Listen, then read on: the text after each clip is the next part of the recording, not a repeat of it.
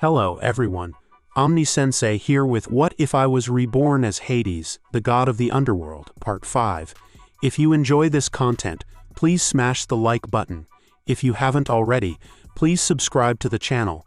Don't forget to check out the original story linked in the description. I hope you enjoy listening to it. Smoke slithered into the sky like serpents made of ash. The once peaceful village of Verith, nestled along the quiet hills of Harion's western frontier, was now little more than a burning carcass.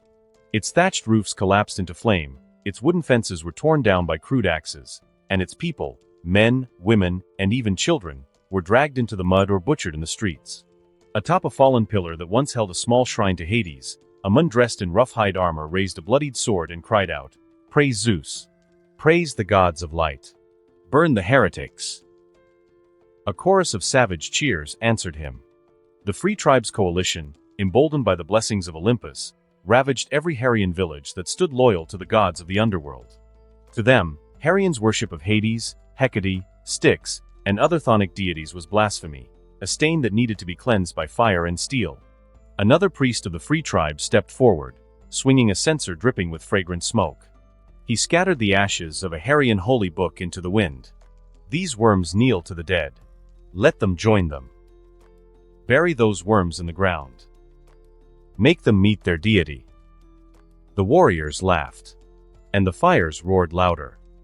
A Harian mother, her arms broken, crawled toward her slain child, but a spear pinned her to the ground, killing her instantly. "Ha ha ha! How pitiful!" A warrior laughed. Another child screamed before being silenced.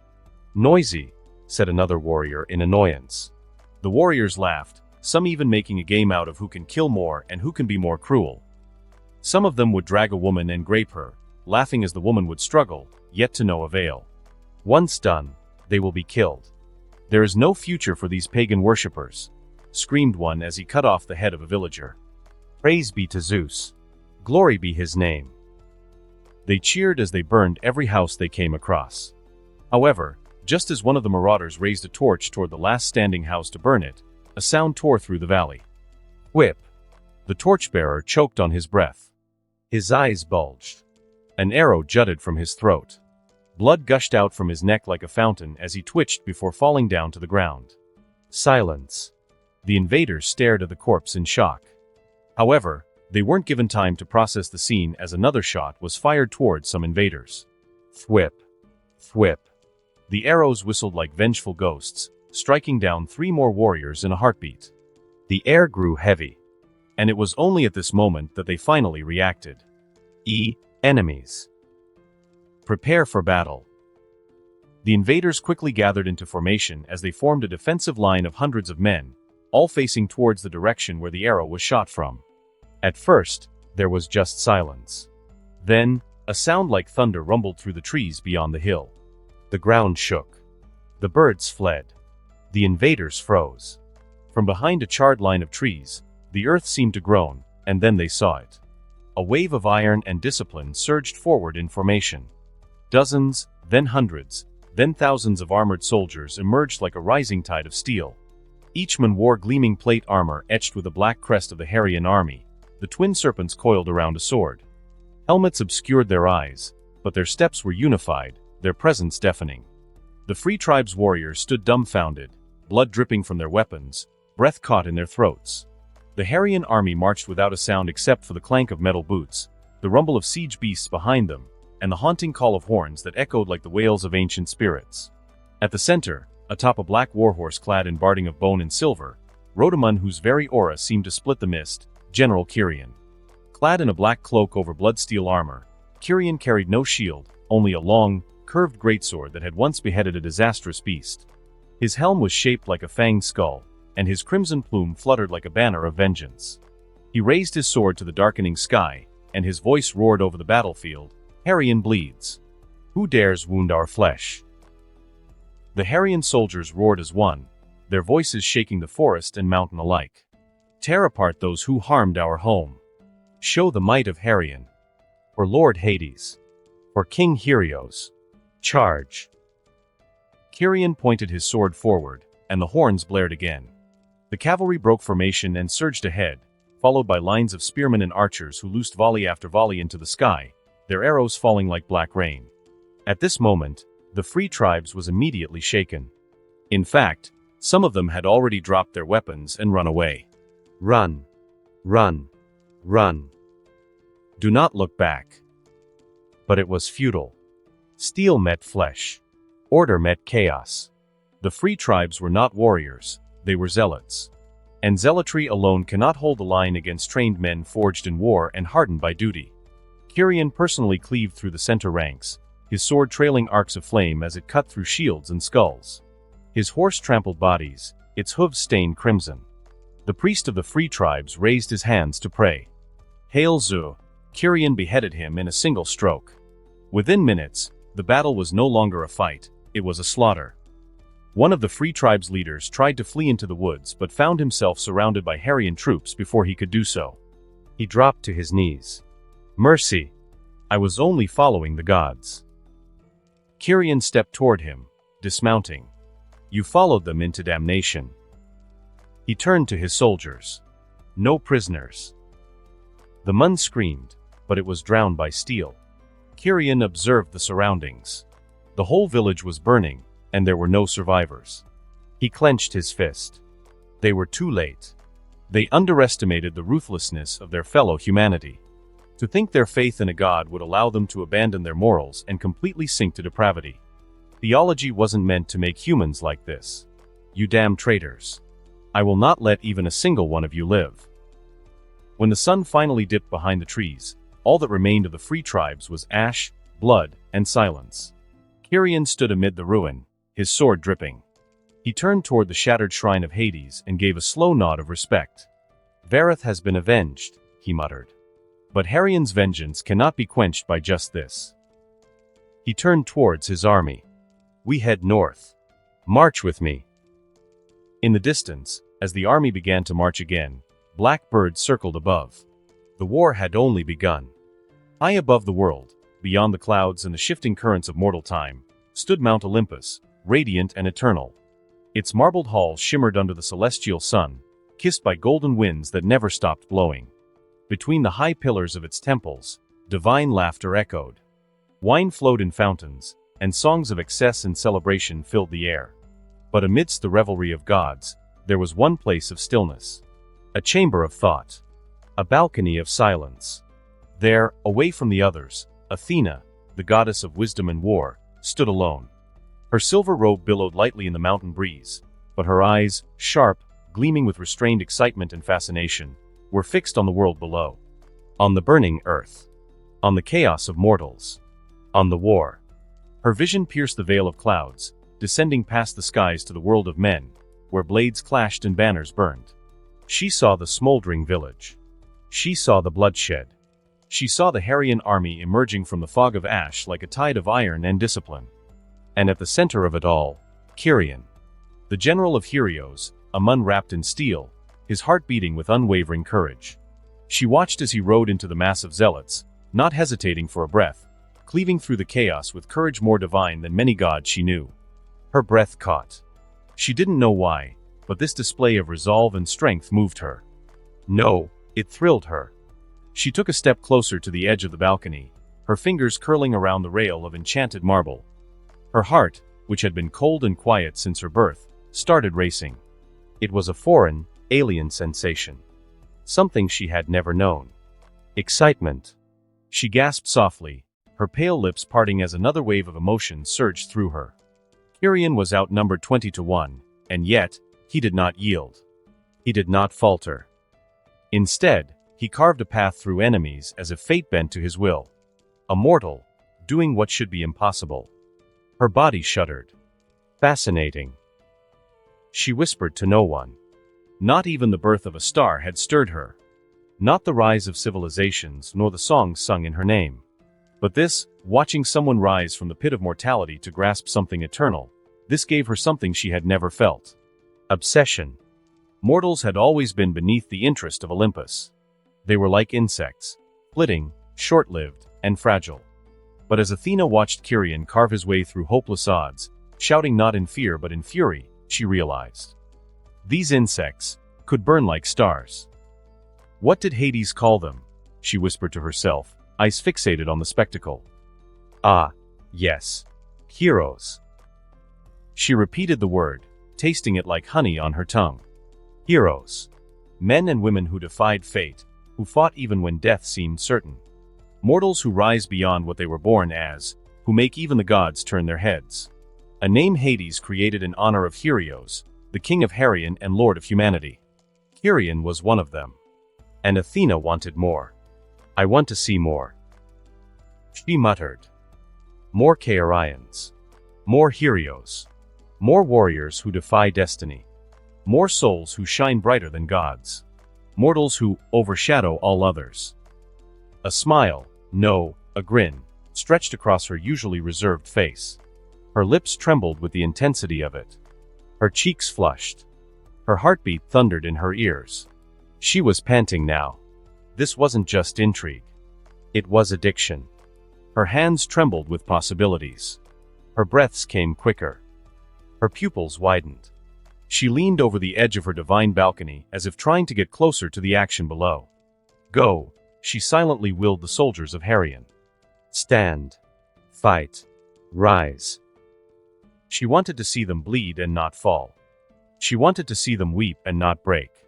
She wanted to see them do the impossible. She wanted to forge them in fire, in blood, in pain, and see what came out. And in that moment, a seed was planted in her heart. Something ancient. Something divine. Something she had never known before, not even the day she was born, leaping fully grown from Zeus' head, fully armored and wise. A sense of purpose. As her siblings partied, drank, or lusted away their eternal lives, Athena had always been the one watching from afar. She was different, even from the start. No lust. No greed. No desire for destruction or revelry. Only reason and thought. And yet now this chaos of human will stirred something she never thought she'd feel. Her grin widened, feral and radiant. They shine, she whispered, a gleam in her eyes. They shine brighter than stars. She can see their souls. Normally dull, they burn brighter than the sun. She felt like she would go blind peering deep into their souls. She wanted them. She didn't want to rule them. She didn't want to use them as pawns in some divine war. She didn't even want them to worship her. But she wanted to watch them become more. More than their mortal lives could ever imagine. More than any gods could even dream of. And so she began to imagine. She imagined great trials, dungeons of illusion and madness, sacred beasts hidden across the world, swords lodged in stone, cities cursed by ancient magic, and riddles left unsolved for centuries. She would scatter trials across the earth, and those who rose to meet them would become her champions. Not because they asked her for help, but because they refused to kneel. Because they refused to die quietly. Her pulse thundered. Yes. This would be her gift to the world, not power, not conquest, but glory. Eternal, burning, unforgettable glory. She paced now, whispering to herself, I will give them the stage. The world. The threat. The impossible odds. And those who rise and overcome them will become legends. Her thoughts turned to the scrolls she would write. The statues she would carve. The legends she would preserve for eternity. These mortals, these shining sparks in the dark, they deserve to be remembered. She waved her hand, and in the divine ether, golden ink formed and traced into an ever-growing scroll. A record. A tale yet to be written. A place to record their names. A place where no name would be forgotten. Helios would be the first. She would ensure that 1,000 years from now, the name of that man would be spoken with awe by mortals and gods alike. She would guide none directly, but all silently. She would nudge fate. She would scatter signs. She would awaken ancient ruins. She would whisper into the ears of madmen and prophets alike. She would ignite the flame of myth in a world that had grown cold with tyranny and dogma. And from now until the stars fell, she would watch for the rise of every new flame. Her grin widened as she watched Kirion's blade lift again. As she watched Amun, drenched in blood, raise his banner even while wounded. As she watched a single soldier scream defiance into the face of an overwhelming horde. This was glory. This is a hero. And as the sun set over the battlefield, casting long shadows over the carnage, Athena's eyes burned with the light of destiny. From this day on, the world would change. Because Athena had chosen her path. Not as a goddess of wisdom. Not just of war. But as the architect of heroes.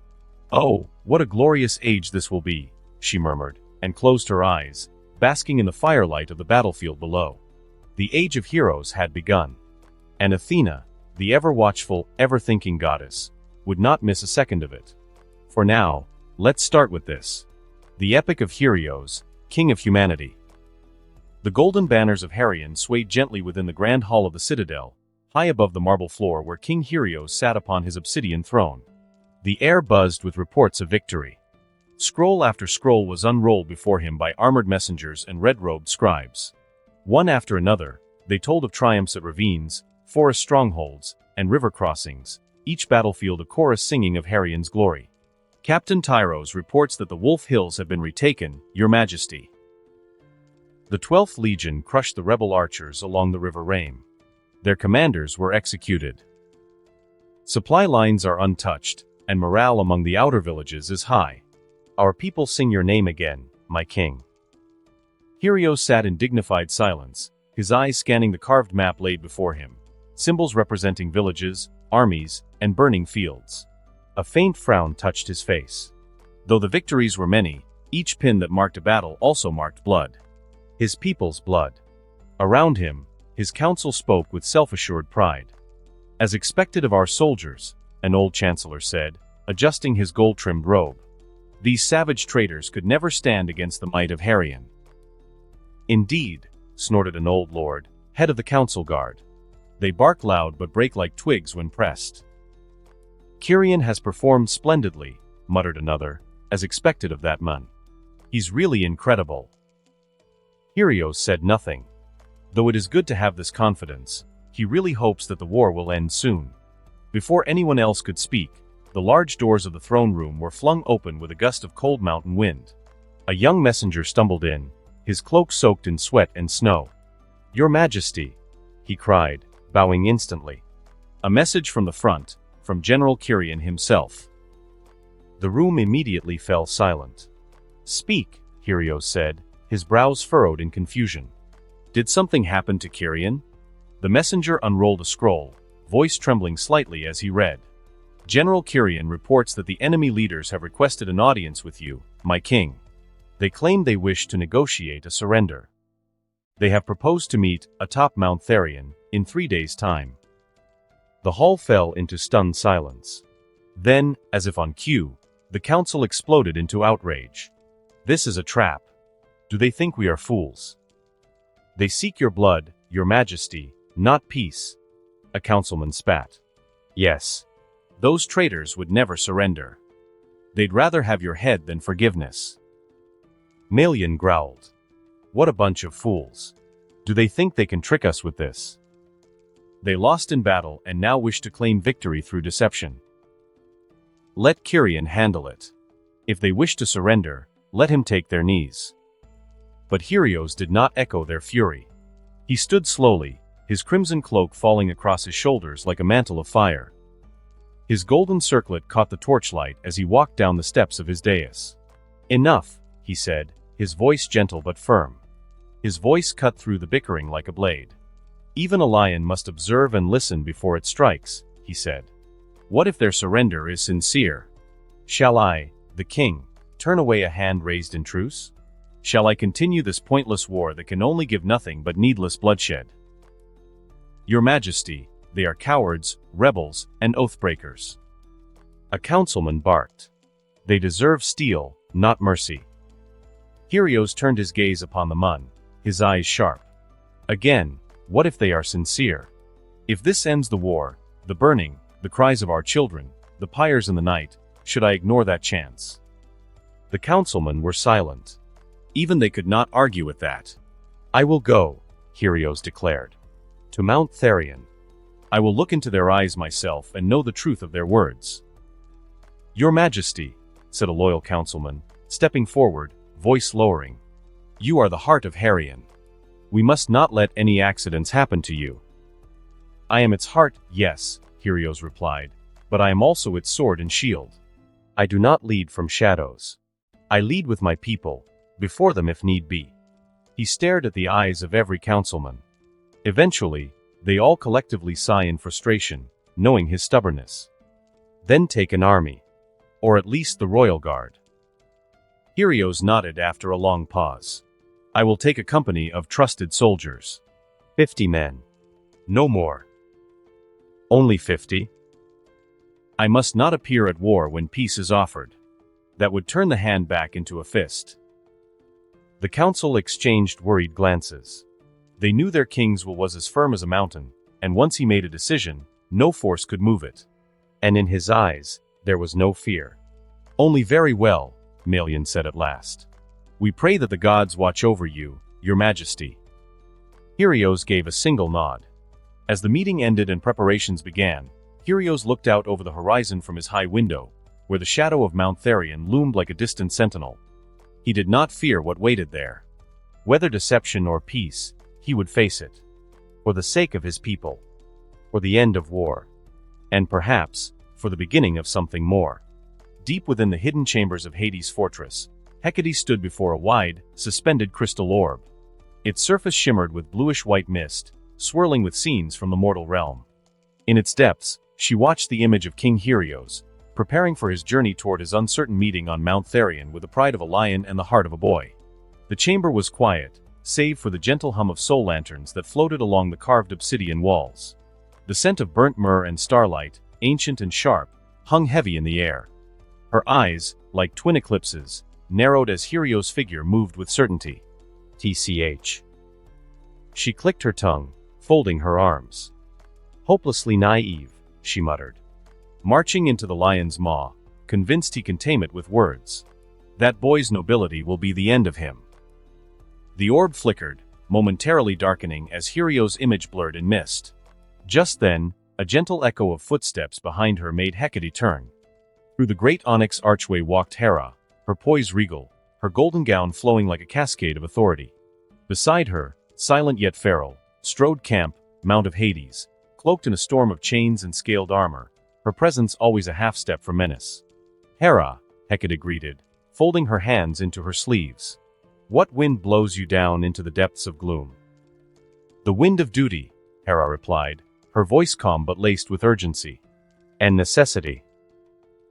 Hecate arched a brow. A rare pair, coming from you. The self-proclaimed queen of the underworld smirked faintly but decided to get straight to the point. I need you to summon a gathering of Hades' patrons, Hera said, coming closer to the central table of the chamber, where soul scrolls flickered with underworld records. An emergency council? Hecate asked, her voice hardening. Why? Hera let out a tired and frustrated sigh as she stepped forward. Because the underworld gods are rotting from overwork. Hecate raised a brow as Hera continued. The war in the overworld has escalated. The death toll rises each day. Our borders are flooding. Judging souls, guiding them, housing them, keeping order, it's becoming unsustainable. Our personnel are stretched thin, and our dominion groans under the weight of responsibility. The Olympians really had it easy. It feels like all the work has been dumped on underworld gods. Has it gotten this bad? Hecate wondered softly. But what would the patrons do in this situation? I think, Hera said, her tone softening just slightly, that it is time for massive reforms. She laid a hand lightly on the table. That's why I want the patrons to approve the elevation of select divine spirits. We need more hands. Turn the most capable of them into lesser gods. Give them authority. Let them serve their realms properly. Ease the burden on the rest. Hecate tilted her head in silence, considering. It's not a small thing, she murmured.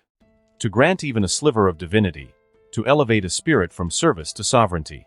Their names will be carved in this realm's walls for eternity. Then carve the right ones, Hera said. Aphrodite and I have compiled a list. Divine spirits who've gone above and beyond. We can't wait for Lord Hades? Hecate asked, though her tone betrayed she already knew the answer. Hades is. Hera looked off, frowning. You know, currently unreachable. He left his pocket realm some time ago and has yet to return. Of course, Hecate muttered. I guess even Lord Hades can't escape the fate of leaders dumping all the work on their subordinates. She turned her gaze back to the crystal orb for a moment, where Helios was now selecting the strongest and most loyal royal guards to accompany him on his journey. He walked like a king. He walked like a fool. For someone who had lived for long and was hailed as the first king, he still couldn't abandon his foolish ideal of creating a utopia for mankind. He should know by now that not all humans are willing to abandon their pride and arrogance even if it means they will prosper. Hopelessly naive. But even Hecate couldn't deny the strange aura around him. Like something ancient had taken root in that mortal boy. "I'll summon the patrons," she said at last. "Within the hour. I'll gather them in the meeting hall." Hera gave a graceful nod. "Thank you." Camp simply gave Hecate a nod before following Hera as they turned to leave. As their footsteps faded beyond the obsidian archway, Hecate lingered, staring one last time at Helios through the scrying crystal. "You should have been born a god," she whispered. "Maybe then.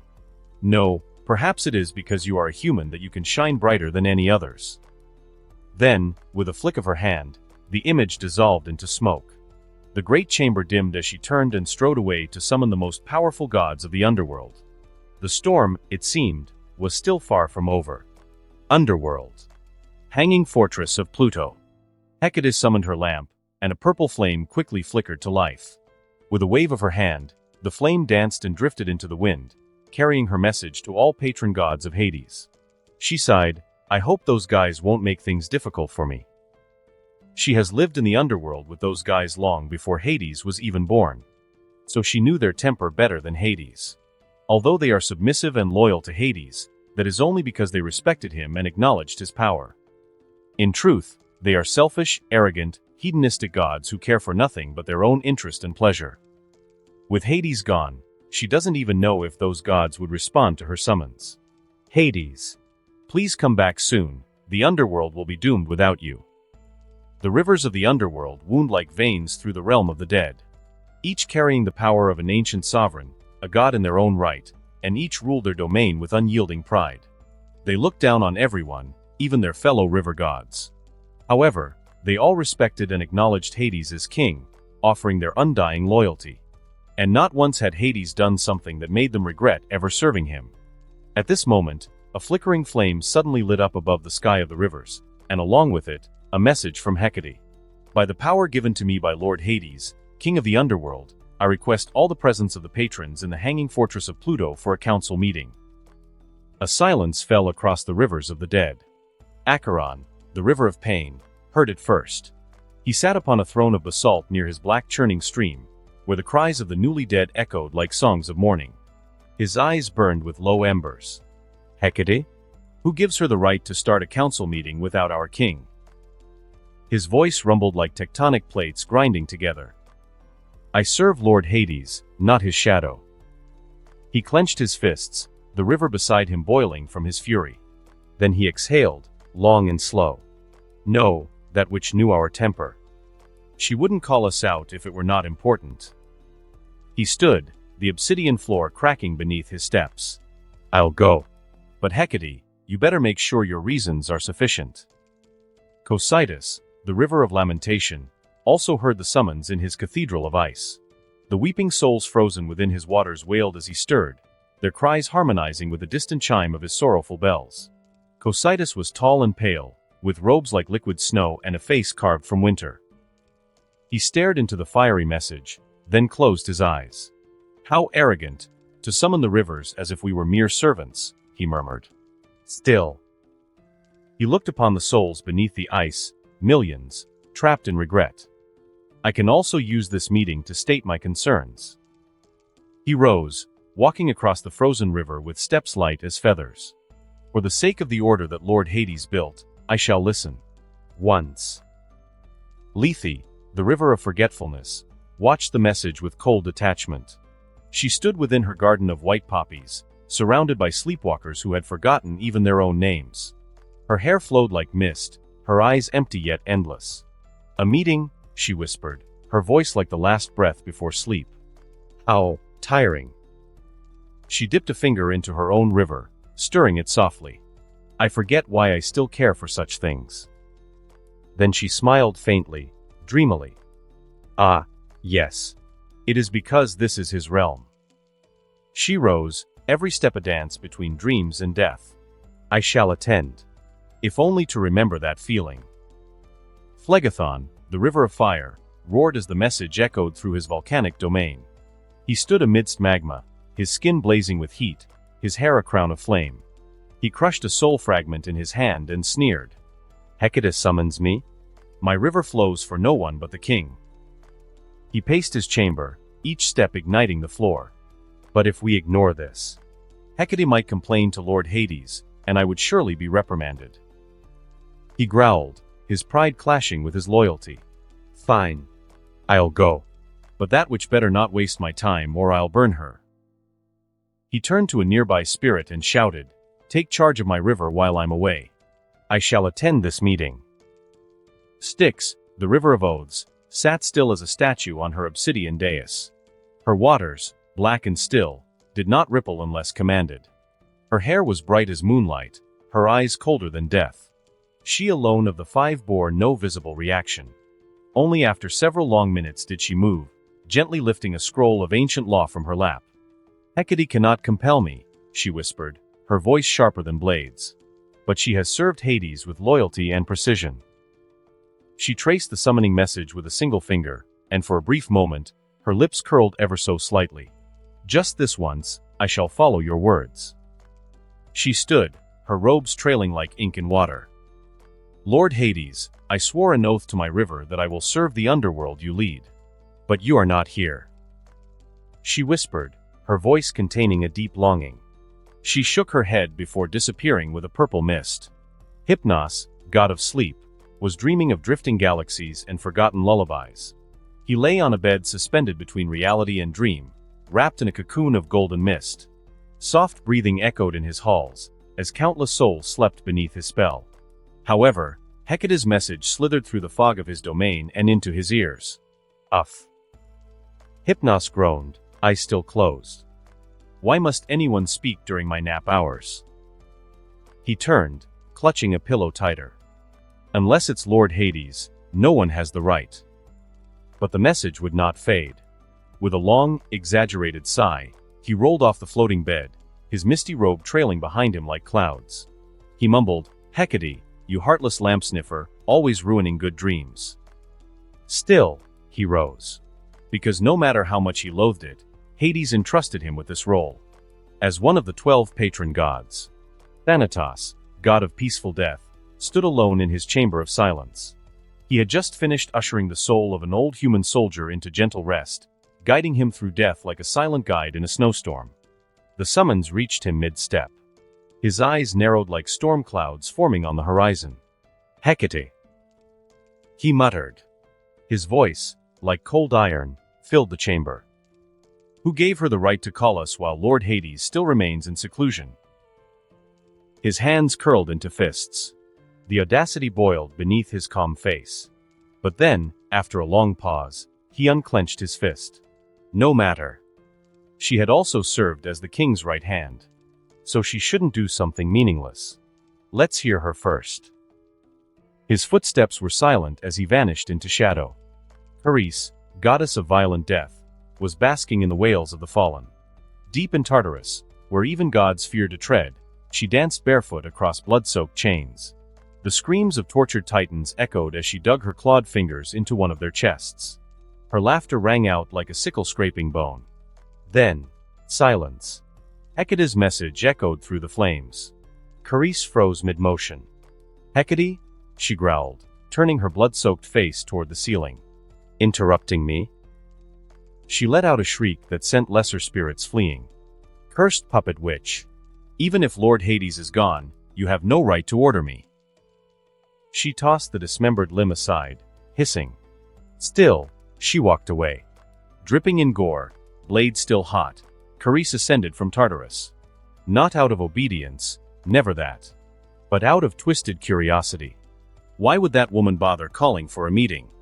Eris, goddess of discord, was having the time of her life. Two lesser underworld gods were clawing at each other over a minor goddess of beauty, both driven mad by planted thoughts and whispered lies. Eris lounged nearby, sipping wine from a skull, cackling as one of them screamed in jealousy. Yes, yes. Gouge his other eye. Say it was his fault that she left. She howled. Aphrodite was right. Conflict regarding love is the most interesting thing to watch. Her joy was cut short, as Hecate's message drifted with the wind into her ears. She froze. Her grin faded. Her wine shattered against the floor.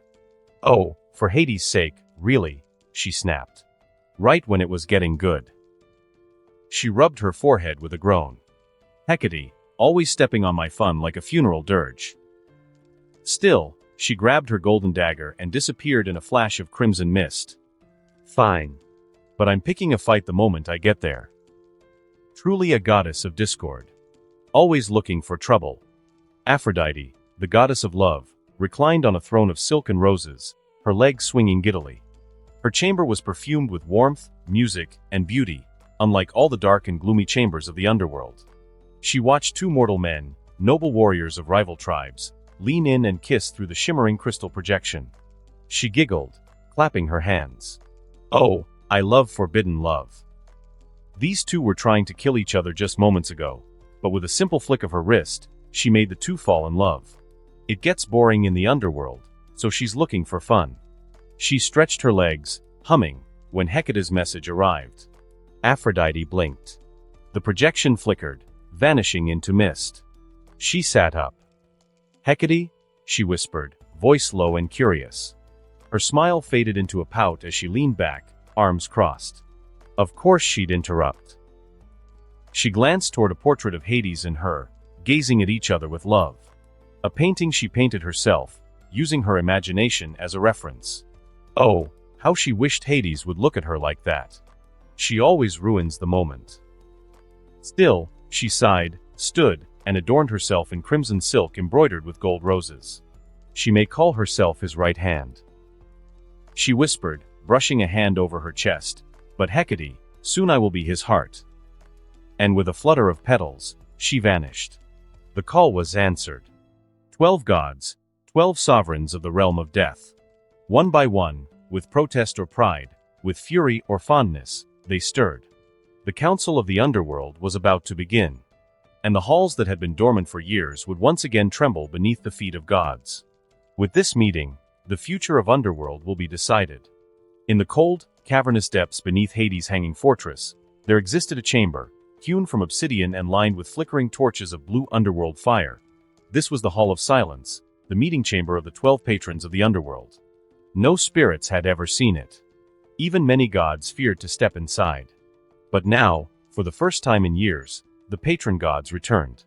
One by one, they arrived. First came Thanatos, cloaked in shadow, quiet and grim. He said nothing, merely walked to his seat with the air of judgment itself. Cold mist clung to his cloak. He crossed his arms and closed his eyes, breathing steadily. Then came Hypnos, floating lazily into the hall, yawning, his eyelids heavy even now. Do we really need all 12 for this? He muttered, plopping into his chair like a tired cloud. Curris entered next, blood still drying on her hands, her grin as sharp as her nails. You better have a damn good reason, Candlewitch, she spat at Hecate, her crimson eyes already gleaming with violence. I was in the middle of pulling out a titan's spine. Scary. Hypnos muttered. Curris glared at him, and he quickly shut his mouth. Almost immediately, Eris appeared beside Curris, her hair wild, laughter still lingering on her lips. I was watching my newest play unfold. It was going so well. Then, poof, your little summons ruins it. You owe me, Hecate. Hecate didn't flinch. She didn't respond. Her cold eyes remained fixed on the head of the table, waiting. You bitch. Eris spat out, her aura flared up, causing the room to shudder. Don't ignore me, you candle sniffer. Eris. Thanatos called out, sit down. Eris furrowed her brows as she glared at Thanatos. You're no boss of mine. How dare you order me like I'm beneath you? Thanatos opened his eyes, and just like that, the room darkened as an oppressive force engulfed the room. The others remained unaffected, but Eris alone took the full brunt of this power, forcing her to stumble and almost kneel down. You. Eris gritted her teeth. She wanted to fight back, but Thanatos' strength was too much for her. In the end, she can only compromise. Fine. I apologize. With that, the pressure instantly vanishes. Eris took a deep breath as she stood up straight and glared at Thanatos. Without saying any more words, she sat down on her seat, grumbling. A few moments of silence engulfed the room before Aphrodite glided in like moonlight on water, her gown shimmering. She didn't speak, but she gave Hecate a narrowed glance, clearly disapproving of her audacity to call for this meeting without Lord Hades' orders. Then the 5 river gods came as a group: Acheron, Lethe, Phlegethon, Cocytus, and Styx, the embodiments of grief, forgetfulness, fire, wailing, and oaths. Their presence darkened the hall, the floor briefly warping under the weight of ancient emotion. And finally, Hera herself entered, graceful, tall, and regal, her posture echoing Olympus, but her eyes hardened by underworld fire. Camp, the monstrous mount of Hades, walked in silence beside Hera, chains coiled like snakes around her arms. She took no seat but stood behind Hera like a sentinel. Hecate stood at the head, motionless, like a statue of night. When all 12 seats were filled, the air grew tense. The weight of their divinity pressed down like a mountain. Thanatos was the first to speak. His voice cut through the room like a scythe. You summoned us. Hecate. Speak. Or have you finally grown so arrogant as to believe yourself our ruler in Lord Hades' absence? Hecate opened her mouth to reply, but Hera stepped forward, her voice calm yet firm. It was I who called for this meeting. The room went utterly still. Then, eruption. Curis leapt up, her blood-stained hands clawing at the air. You? She bellowed. How dare you act like queen of this realm? Do you really believe yourself to be Lord Hades' wife? Eris followed, smirking and hissing. Goddess of marriage, Hera. Who gave you authority? You're not Lord Hades. We follow him, not his wife, the pretender. Phlegethon, fire boiling at the edges of his skin, roared, not even Hecate has this right, and she has bled for this land. Cocytus, normally silent, wept sorrowful rivers, yet his voice came heavy with disdain. The Lord is absent, and vultures already pick his throne clean? Hera raised a hand, calm as glass. Enough. The hall shook, not from magic, but from the authority in her voice. I do not claim rule, Hera said, meeting each of their gazes. But I do care. This realm is crumbling. The dead flood in from every war, every plague, every divine punishment. But the river guides are exhausted. The courts are overburdened. Reincarnations are delayed. And the balance is failing. Isn't it because of those Olympians? Acheron growled. Those fools mess around in the mortal world too much. Hera's eyes narrowed. Yes, we can blame the Olympians all we want, but that wouldn't change the fact that we are lacking in power. I'm sure you know this. Hades chose you for a reason, so you shouldn't be dumb enough to not see this. Her words stung. Even Curis stilled. Hera continued. I request, not command, that we promote capable divine spirits to lesser gods. They will manage the outer and inner sections, relieve your burdens, and restore order. Only Lord Hades can bestow that right, grumbled Styx, her voice like oath-bound steel. Hecate finally spoke, her voice calm and firm. Lord Hades left me as his voice. He trusted me to act when necessary. With your support, I can— No, Thanatos cut her off. He trusted you to protect, not to rebuild. There's a big difference. Then tell me, Hera said, walking slowly to the center of the hall. How many souls have drowned in your river, Phlegethon? How many forgotten spirits roam, Lethe? How many screams go unheard in Tartarus, Curis? There was silence. Hera turned her back to them, looking toward the great black obsidian throne where Hades would one day return. If we do nothing, she whispered, this realm will rot before Hades returns. Do you want him to come back to a ruin? That cut deep. Silence returned, but it was not one of defiance. It was thought. Hypnos was the first to speak. If it means I can sleep more, then fine. I'll vote yes. Thanatos clenched his fists. This goes against order. But, if it prevents greater imbalance. Styx nodded solemnly. Then I agree, with limits. Only a few may rise. and only those worthy. Aphrodite, arms crossed, rolled her eyes. Whatever. Just don't expect me to help train them. Curie scowled. One mistake, and I will gut your new gods myself. Eris smirked. I can't wait to see them fail. But fine. I'll watch. One by one, grudgingly, reluctantly, the gods nodded. The vote passed. Hera exhaled deeply, though her face remained composed. The Council of the Underworld had spoken, and soon, new gods would be born, and the whole Underworld would usher in massive reforms. The patrons discussed the promotions for a few more hours before they all left to tend to their own domains. Later, as the gods departed, Hecate remained behind. She stared into the shadows, her thoughts already on the next step. May your return be swift, my king, she whispered. Because even with this fragile alliance, the Underworld stood on the edge of breaking. And the shadows were deepening. The sun had long dipped below the horizon, but the firelight from Hyrio's torch flickered valiantly, casting shadows across the jagged cliffs. He rode at the front of a small column of horsemen, his chosen guards, clad in dark bronze armor trimmed with silver. Their armor bore no divine symbol, no god's crest, only the banner of Herion, symbolizing the flame of humanity, born not from Olympus or chaos, but from the will to survive. Helios, cloaked in a dark traveler's mantle, leaned slightly forward over his horse. His face was lined with the burdens of leadership. His eyes, sharp and unwavering, scanned the horizon. It had been 3 days since they left the capital of Herion. 3 days of riding through hills, forests, and winding rivers. But no monsters stalked them. No divine beasts crossed their path. The rebels had honored their message of truce, an invitation to speak, one final time, before the war consumed both sides. At dawn on the 3rd day, they arrived. The rebel encampment sat in a wide valley between 2 mountain ridges, built in the ruins of an ancient temple, its columns long since crumbled. Banners bearing symbols of foreign gods, eagles, lightning bolts, golden suns, waved in the cold wind. Soldiers in polished armor lined the outer perimeter, their spears crossed when Helios approached. Then, Amun emerged from the central tent.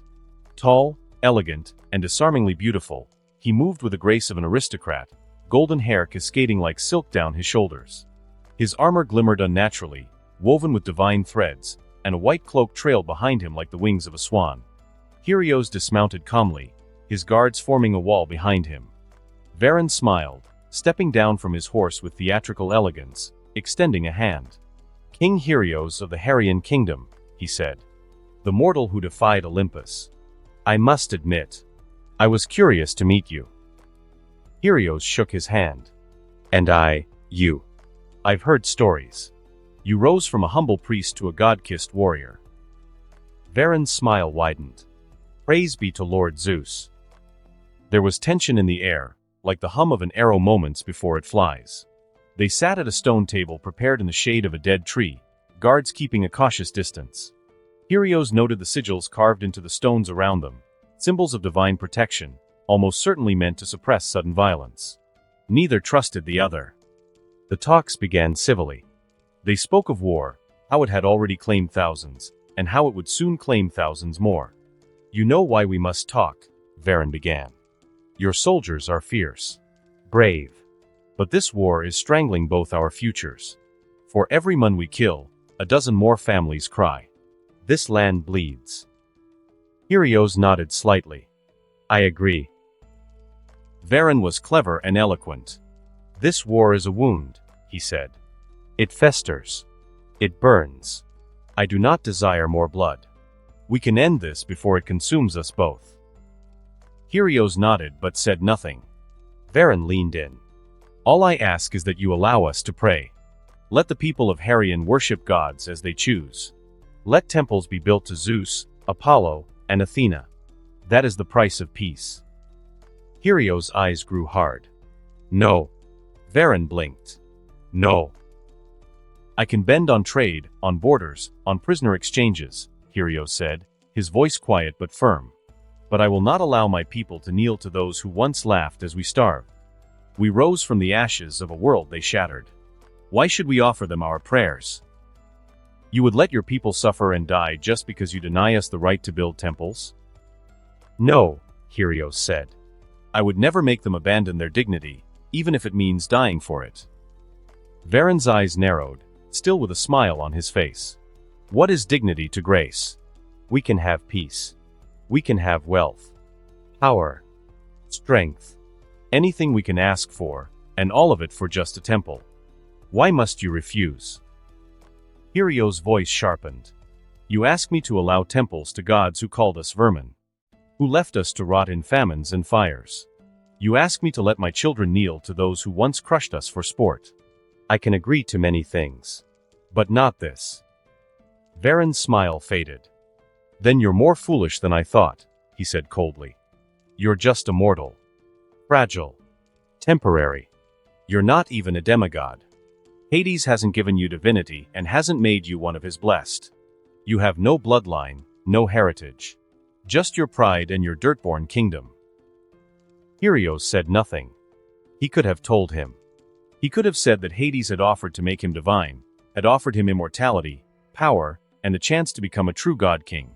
He could have told him that if he prayed for Hades' help, the god of the underworld would immediately ascend to the overworld. But Helios had refused. He wanted to live and die as a Mun, because if mortals were to prove they were not pawns or playthings of the gods, one of them had to walk that path to the very end. And that would be him. But he did not say this. He only stared at Varen and said, "A mortal I may be, but I will be a mortal who defies your gods. And if I fall, it will be a noble end, for I did not yield before the heavens but resisted it with my being." Varen's lips curled. You're defending a dream, Helios. An illusion. I am a divine spirit. I've been blessed by Zeus himself. My body no longer knows disease. My blood burns with celestial fire. Even if a god descended to this battlefield, I would not fear him. Then come, Harion said as he stood. Bring your gods, your flames, your banners. We will stand, as we always have. For each brick of our city was laid by mortal hands. And we will defend it with mortal hearts. Varen's fury exploded then. Then remember this. 1 week from now, at dawn, my legions will descend. The earth will split with thunder. The skies will weep fire. And Harion will be erased. Helios simply turned and walked away. Then 1 week from now, he said over his shoulder, the world will remember that there was once a kingdom that defied gods and chose dignity over divinity. Helios returned to his horse, quiet. The enemy forces did not stop. They did nothing but simply watch. One of his guards, a young man named Kalen, asked, "Shall we prepare the city for siege?" Helios nodded. "We will ready every stone, every sword, every soul. They march with gods. But we..." He looked toward the horizon, where Harion waited beyond the hills. "We march with human will. And that will be more than enough." That night, around a campfire, Helios stared into the flames. He did not fear death. But he feared failure. Not for himself, but for the belief that mortals could forge their own destiny. That humans, born without wings, could still reach the heavens, not through prayer, but through will. He placed his hand over the earth. "Let it come," he whispered. For the greatest battles were not of armies, but of faith. And the gods were listening. "Lord Hades," he looked up to the night sky, "I pray not for victory nor protection, but simply for your attention. Please bear witness to the courage and conviction of your greatest champion."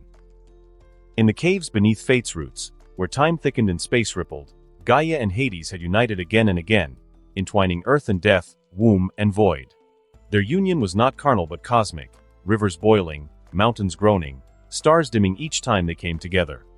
And from that dark and divine union came the giants. One by one, they rose like monoliths from Gaia's womb, each one mightier than the last. Bronze-skinned colossi whose breath scorched valleys. Six-armed berserkers who could hurl islands across oceans. Serpent-legged warriors whose screams could crack celestial gates. Gaia named them proudly, Alcyonius, Porphyrion, Enceladus, and others, children stronger than the Titans, bred to overthrow the gods who had defiled her world. But Hades was not satisfied. He watched the giants wrestle mountains and shake the sky with their roars, but with his eyes, he saw flaws. "They are strong," he murmured to Gaia as another giant tore through a large stone wall, testing his own strength. "But they are still bound. To this world. To flesh. To rage. They do not have the qualities to transcend the boundary of this reality. I altered them to be soldiers, Gaia said.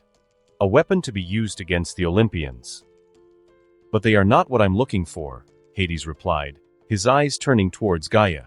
The primordial earth smiled gently, opening her arms. Then come. Use me as much as you like. And so, he returned to Gaia, again and again. And again, she bore his seed. Years passed. This realm had a different space-time axis than Earth. Each child grew stronger and stranger, some with wings of obsidian, some with mouths behind their eyes, and some that could speak to the dead before birth. And yet none satisfied Hades. Until her. She was not born in violence. No lightning split the sky. No mountains fell. No rivers reversed course. Her birth came with a whisper, a breath of wind in a sealed cave, and a sudden bloom of white flowers in a land of bone. She was small. A child. A little girl. With skin like pale marble, faintly veined with gold and deep green, her hair a cascade of ink and moonlight. Her eyes were vast, entire skies trapped within them, and something more terrifying beneath. Her presence made titans kneel, and shadows scatter. When she cried, the rivers of the world flowed backward. Gaia held her gently, awed despite herself. She is not a giant, nor a titan, not even an Olympian. Gaia whispered. No, Hades said, kneeling beside the girl. She is beyond the giants. Beyond the titans. She is the convergence of underworld and earth, sky, and stone. The first being born of 3 layers of creation. A children born from Hades' authority over the primordial sky and underworld, and Gaia's primordial earth. What will you call her? Gaia asked, brushing strands of black-silver hair from the girl's brow. Hades stared at the child, entranced. Nykyria, he said. The one who walks between. Kingdom of Harion. Temple of Hecate. At this moment, a hush had fallen over the temple. Its torches burned with pale violet fire, casting ghost-like shadows on black stone columns etched with silver sigils. It was one of the 3 biggest temples in Harion, built before the first walls of the kingdom had been raised. No guards stood at its gate. No priests sang hymns. This was a place of quiet paths and silent prayers. This was a place for crossroads. Helios, king of Harion, stepped barefoot across the temple threshold. He wore no crown, no armor. Only a robe of humble wool and the weight of 1,000 decisions hung upon his shoulders. His city was preparing for war. His people hoarded supplies, forged blades, and whispered songs to give themselves courage. Any normal man would have gone to the temple to ask for help. But Helios had come not for strength. He had come for truth. He walked past flickering altars, past the statue of Hecate, 3-faced and veiled, until he reached the sacred dais at the heart of the temple. There, a priest was kneeling and praying. Helios did not disturb him and simply stood beside the priest. Then, he knelt on cold stone beside the lone priest, who was robed in twilight purple. The priest, still with his eyes closed, simply and silently handed him a bowl of consecrated ash. Helios placed both hands in the bowl, smeared ash across his brow, and bowed. He whispered, Lady Hecate, at this crossroad, I seek your light. Just like that, the temple vanished. The world fell away like silk curtains torn from their rails, and in an instant, Helios found himself drifting in a void of endless dark, a space where no stars burned and no ground supported his weight. Only the stillness of unchosen paths surrounded him. Then, mist bloomed from the darkness, rising like perfume. Purple and violet mist, soft and swirling, coiled into the shape of a woman, a goddess wrapped in veils of mystery and moonlight. Her face was hidden, her eyes aglow with faint silver. She stepped forward from the fog as though walking through time itself. Hecate, goddess of crossroads, keeper of hidden paths, lady of decisions that divide destinies. Helios dropped to his knees instantly and bowed his head. Lady of the Veils, he said, guardian of the underworld, I greet you with humble reverence. Hecate observed the a man who was praised and glorified by his fellow humanity. Then, she opened her mouth. Her voice, when she spoke, was soft but boundless, like a river whispering in dreams. You who walk toward your end, she said. Do you seek my divinations, mortal king? Helios nodded. Yes, my lady. She raised one pale hand and, with it, conjured 1,000 mirrors in the air, each swirling with fog and flickers of light, scenes of futures untold. Helios watched them pass like a man watching falling leaves. He saw himself bleed, burn, collapse beneath rubble, stand defiant, fall with sword in hand. Hecate's voice was quiet but final. In every future I behold, you die, Helios. The words struck like a bell tolling across a battlefield. Helios felt his heart hammer in his chest but kept his face calm and his spine straight. She continued. Your enemies are not alone. The rebels are backed by many gods. They are protected by 6 divine spirits, warriors who now walk with the strength and glory of lesser gods. Alone, you cannot overcome them. The mist shifted, and he saw the enemies of Harion, men glowing with divine power, swords forged in heavenly fire, and priests whispering in the name of Olympians. He saw cities burning, mountains cracked, and the Harion banners trampled in the mud. You must ask for aid, Hecate said. Call upon the patron gods of the Underworld. You have earned their notice. Call them, and you may survive. Refuse, and your body will rot beneath the earth long before your name is carved in stone. Helios was quiet for a long moment. Then he asked, softly, will Harion survive? There was a pause. Even the mist stilled. Hecate, goddess of thousands of fates, tilted her veiled head as if surprised by the question. She searched the mirrors, turned their reflections like pages, and then gave a slow shake of her head. No, she said. Harion will fall. Its walls will break. Its stones will scatter. But...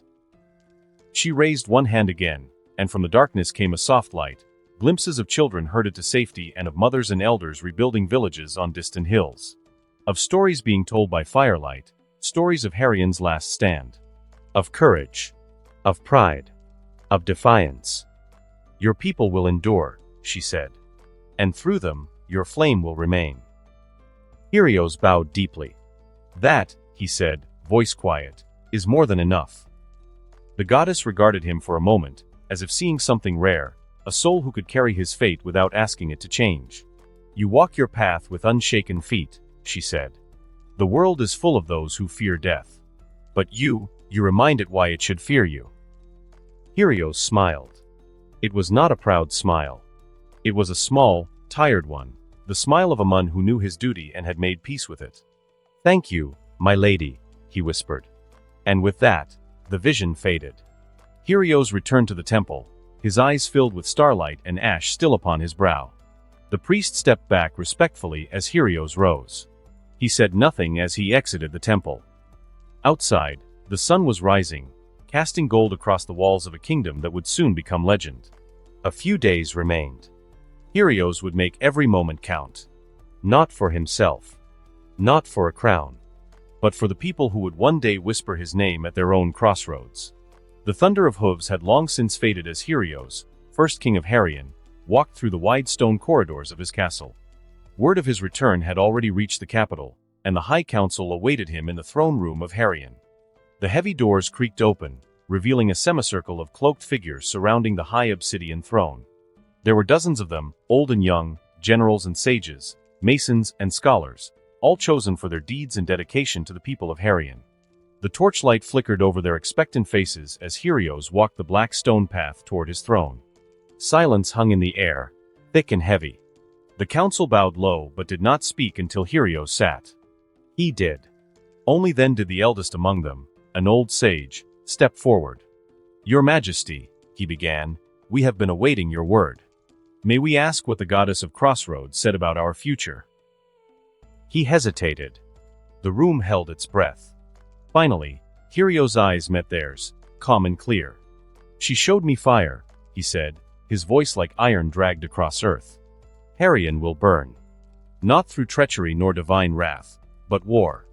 We will be overrun. Our walls will fall. And Harion will be buried. A few gasped, others clenched their jaws. But, Helios continued, she also showed me a choice. If we call upon the help of our gods, then our city may be spared. The room fell into uneasy silence again. Then one of the younger counselors, a female, spoke up. So, we must decide whether to ask the gods for help? Another counselor, a muscular middle-aged man, slammed a fist into his palm. Better humbled than dead, I say. If it saves our people, is it truly saving them? Interrupted Kyrian.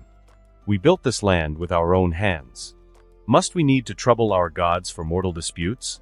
Our people believed in the eternal paradise in the realm of Hades. Death is glory. Before things could escalate, Helios raised a hand, silencing the debate. Then, with slow grace, he leaned forward on his throne. The obsidian seemed to pulse beneath his fingers.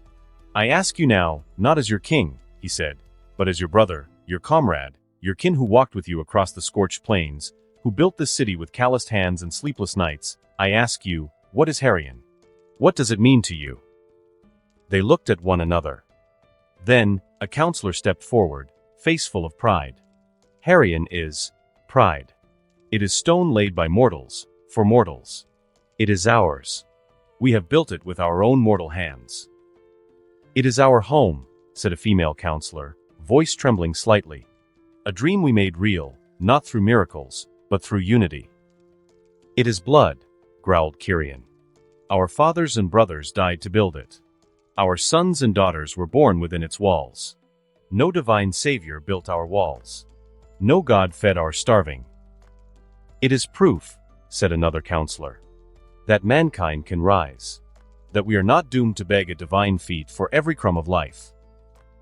Their words filled the room like rising wind, each voice a thread in a tapestry of mortal pride. And Helios smiled. A small, tired, but true smile. He stood again, voice quiet but unshakable. You have answered well. The gods did not build Herion. They offered no tools, no guidance. And yet here we stand, proud and prosperous. He looked each counselor in the eye. If we can make this miracle with our own hands, why can't we protect it ourselves? The silence that followed was not uncertain but resolved. A heavy, solemn silence that belongs to people who have made peace with their choice. Helios turned toward the large map carved into the far wall, a map of Herion and the lands beyond. He laid his palm upon it. Let them come, he said. Let them bring their blessed armies, their divine spirits, and their god-kissed champions. Let them come with fire and fury. He turned back to his council. His eyes blazed not with despair, but with certainty. And we will face them not with divine favor, but with the fire beneath our feet. The fire we forged ourselves. The council bowed as one. And the drums of war began to echo through Herion once more. The city of Herion stood cloaked in twilight. The wind swept through its high white walls, carrying with it the scent of smelted iron and olive oil, of sweat, blood, and faint blossoms from the king's courtyard garden. Torches blazed along the avenues, casting flickering shadows over stone homes and statues carved in the likeness of mortal heroes. Above all, the heart of the city, the Forum of Flame, where the people gathered in times of trial, was alight with whispers and fearful murmurs. And upon its highest platform, overlooking a sea of citizens, stood King Helios. His silhouette burned like a sword against the dusk. No crown adorned his brow. No armor wrapped his form. He wore only a black cloak fastened by a silver pin. He raised one hand, and silence followed like a loyal dog. Even the children ceased their fidgeting. The old men straightened their backs. The soldiers by the gates stopped murmuring prayers. Helios looked upon his people, not as a god looks at mortals, but as a man looks upon his family. Then he spoke. I have not called you here to whisper false hope. I will not offer you comfort made from lies, nor rally your hearts with shallow glory. His voice, clear and unwavering, echoed across the square. I have come to tell you the truth. There was a pause. A stillness. Then he breathed deeply and said, Herion will fall. A collective shudder rippled through the crowd. Some gasped. Some wept quietly. Some only stared. That is a fact that we cannot change, Helios continued. A few days from now, the armies of Veron, blessed by gods, armored by Olympus itself, will descend upon us. They march not for land, not for gold, but for our will. He clenched his fists. They wish to destroy what we built with our hands. A kingdom not born of divine blessing, but of mortal labor, of mortal courage, and of mortal dreams. He let that sink in.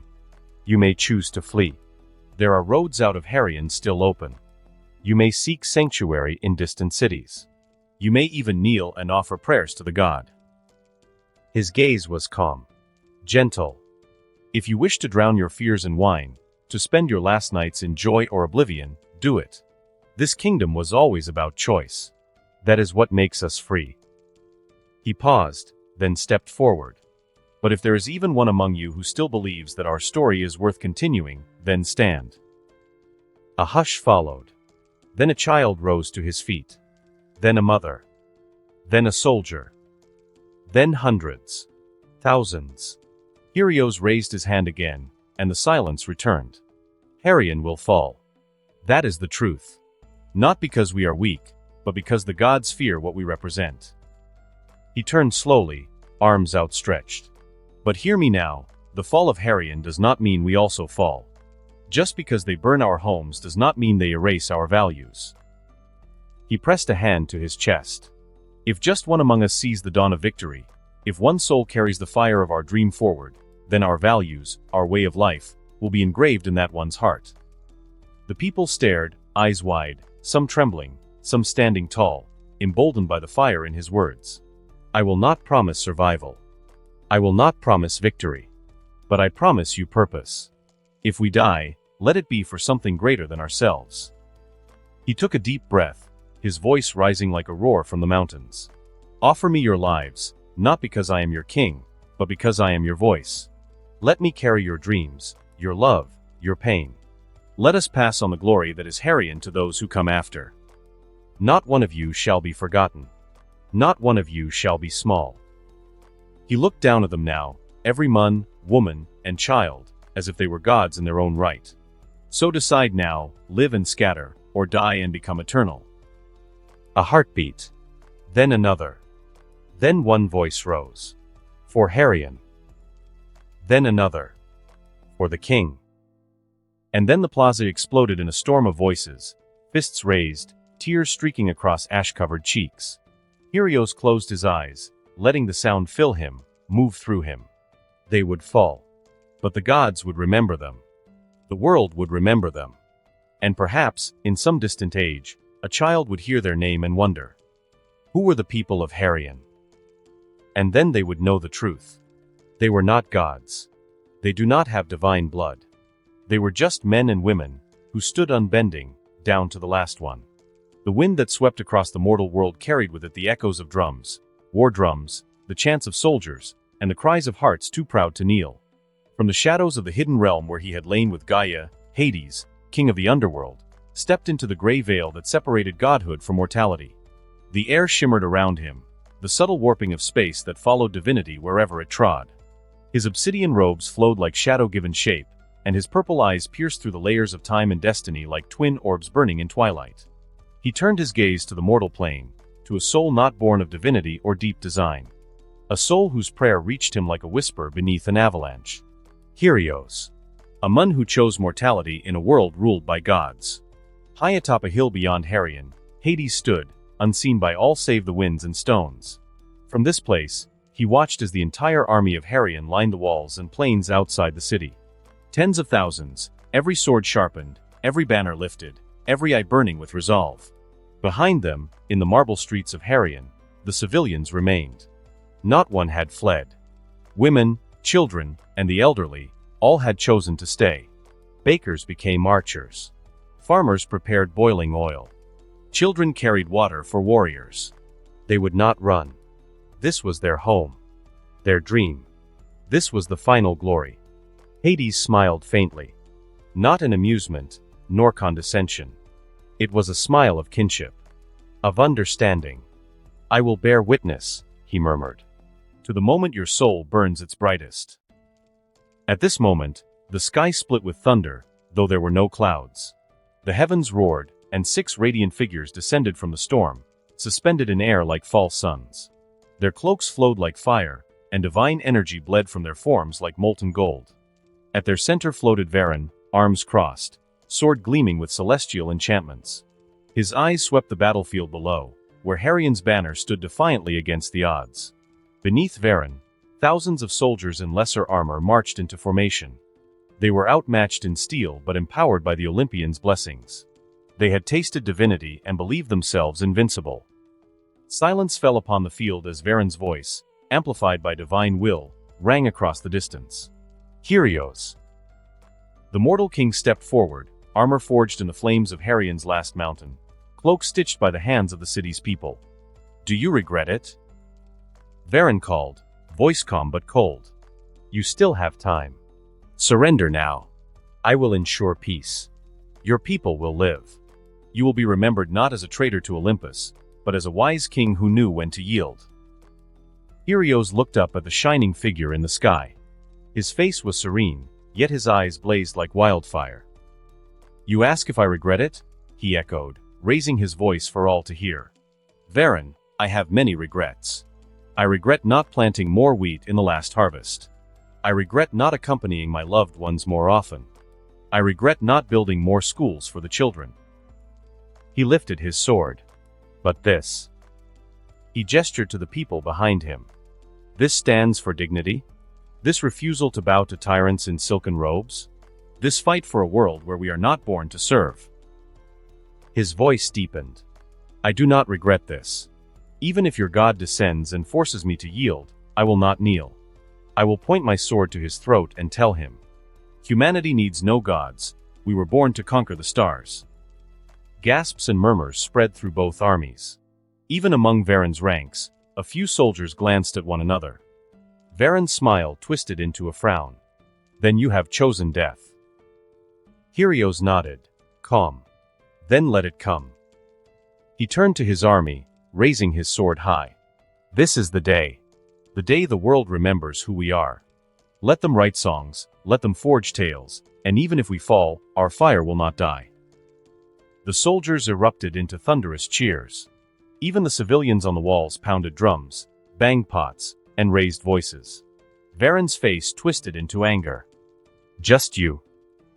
Then watch as I reduce you and your kingdom into dust. Forgotten in history. Kyrios smiled. That is impossible. Know this, dog of Zeus. Just like my soul, Harian is eternal. And from the distant ridge, Hades watched, silent and still. He felt it. The ember in Kyrios' soul, igniting. Not with rage. Not with fear. But with brilliance. The gods had come to smother a rebellion. But what they had found was the first flame of a war greater than any they'd ever known. And as the sun climbed above the plains, the sky prepared to witness a kingdom's final stand, and perhaps, the birth of a legend that even the gods could not kill. Hades smiled. Not with irony. Not with pride or amusement. It was soft, a rare, tender thing, as fleeting as dew on stone. He looked up. Above, the sky held no mercy. 6 gods hovered like judgment incarnate, cloaked in radiant fury. The one called Varen, favored by Olympus, carved from lightning and decree, had called Kyrios to heal. But Kyrios had not knelt. Instead, he had lifted his sword, not with wrath, but with a truth so human, so profound, that even the gods dared not interrupt him. Hades let out a quiet breath, barely a whisper, and covered his face with his hand. His fingers curled against his skin as if to hide a crack that had just opened within him. So this is a king. His voice was not meant for the wind. It was for no one. Not even himself. It was an admission. And with it came a laugh. Soft. Bitter. Almost ashamed. He laughed, not because he found the moment amusing, but because he could not cry. Because what Kyrios had done with words and will, Hades had failed to do with years of power. For ages, he had ruled the underworld as a figure of fear and isolation. He had claimed dominion over the dead, carved cities from black stone, negotiated with Nyx, and whispered into the ears of fate. He had amassed power, forged alliances, made war and shadowed peace. But in all that time, had he ever once truly ruled for his people? He thought of Hecate and Hera, whom he had pushed aside in his pursuit of ambition. He thought of the spirits who toiled beneath his fortress. He thought of the gods who whispered of him with awe and admiration, and of the mortals who feared him and the mortals who adored him. And he thought of how Hera and Hecate tried to persuade him, telling him that he should be satisfied with what he has and there is no need to pursue more power when he already stands at the pinnacle of power. He had dismissed it at the time. He was obsessed with power. But now, watching Kyrios standing unbroken before impossible odds, He felt the weight of their words. For the first time in an age, Hades did not feel like a king. He felt like a child who had wandered too far into the labyrinth of ambition, only to find the thread back home had long since vanished. And yet, here stood a mortal man. No throne. No bloodline of divinity. No ancient power to his name. Just a sword. A voice. And a city that believed in him. Hades lowered his hand and looked once more upon the hill where Helios stood, backlit by 1,000 raised fists and burning hearts. The god's eyes shimmered, not with divine light, but with something older. Something mortal. "Thank you," he murmured. The words barely escaped his lips, but they rang louder in his soul than any battle horn. "For reminding me." He didn't need to finish the sentence. "Thank you, for showing me what it means to be king. But sorry." Hades' eyes remained firm. They were right, I should be satisfied with what I have now. But he must move forward. He must seize fate with his own hands. For whose sake? For the sake of other people? For his realm? No. For his own desires. He must transcend chaos and control everything. That's what he is. In the end, I am merely a greedy divine being. In that moment, the battlefield below had not yet erupted into chaos. Swords remained sheathed, banners unmoved by the breathless air. It was the stillness before a legend takes root, before gods commit folly and mortals rewrite history. But Hades knew. This moment would not end with simple bloodshed. This was a fracture in the divine order. A seed of something vast. Something dangerous. Something true. And so he stayed. Not to interfere. Not to tip the scales. But to bear witness. To watch the soul of a moon shine so brightly, it cast shadows even upon Olympus. For kings were not crowned by fate alone. Sometimes, they were chosen by the people who believed in him. And sometimes, just sometimes, even gods were made to remember why thrones were built at all. On Olympus, the air shimmered with golden light. The wind that swept through its marble halls carried the scent of olive blossoms and divine ink. But Athena felt none of it. Her gaze pierced the veil between realms as she stood upon her balcony, eyes locked on a distant battlefield where fate was being rewritten by mortal hands. In one hand, she held a scroll, aged but blank, waiting. In the other, her quill, feathered from the wing of a chimera, hunted and given to her by Artemis, dipped in ink brewed from the wisdom of ages. She watched, breathless, as Helios, king not by blood, but by soul, stood with sword raised beneath the looming shadow of 6 divine champions.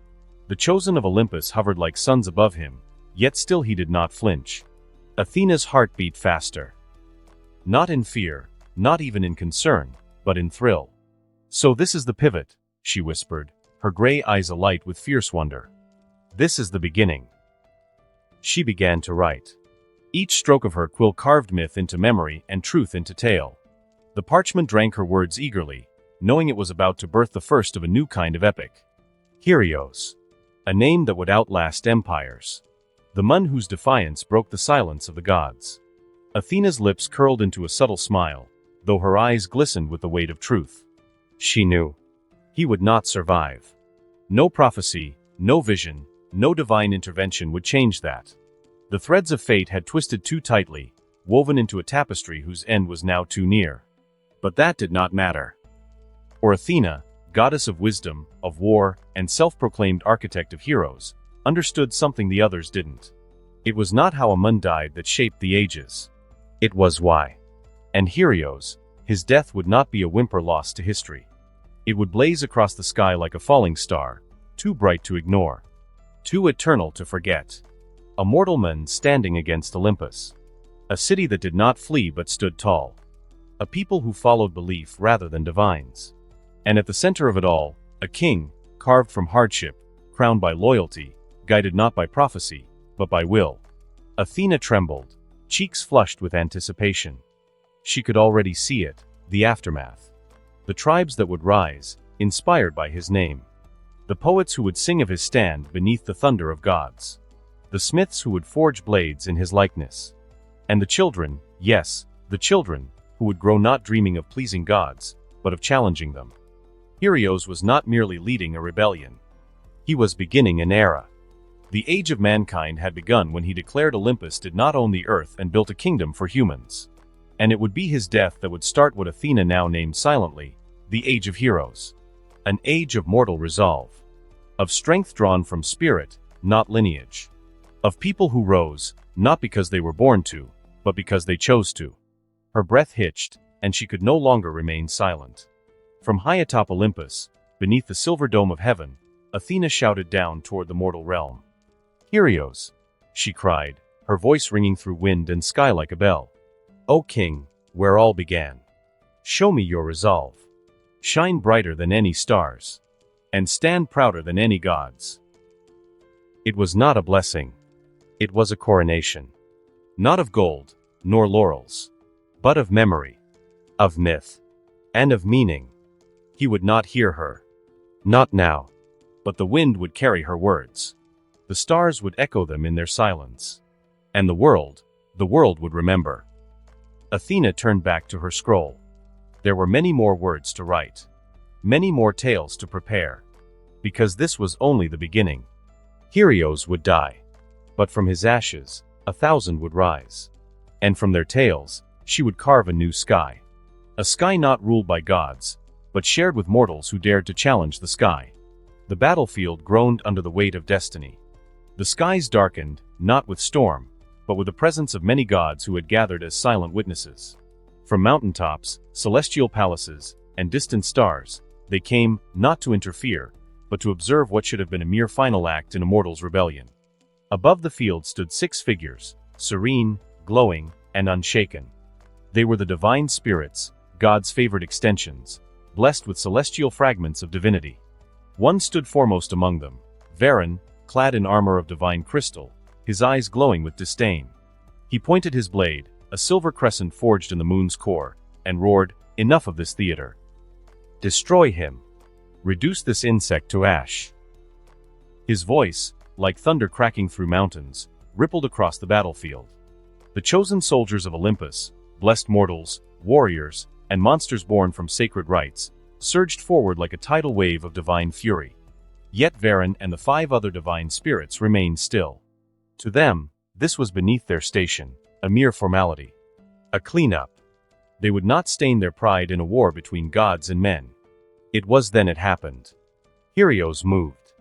He stood alone, feet dug into cracked earth, his cloak fluttered, and his eyes burned with the fire of determination. He did not tremble. He did not falter. Instead, he raised his sword. And the world paused. It began as a flicker, like a candle being lit in a storm. Then it surged. A golden flame ignited around Helios' body. Not divine. Not arcane.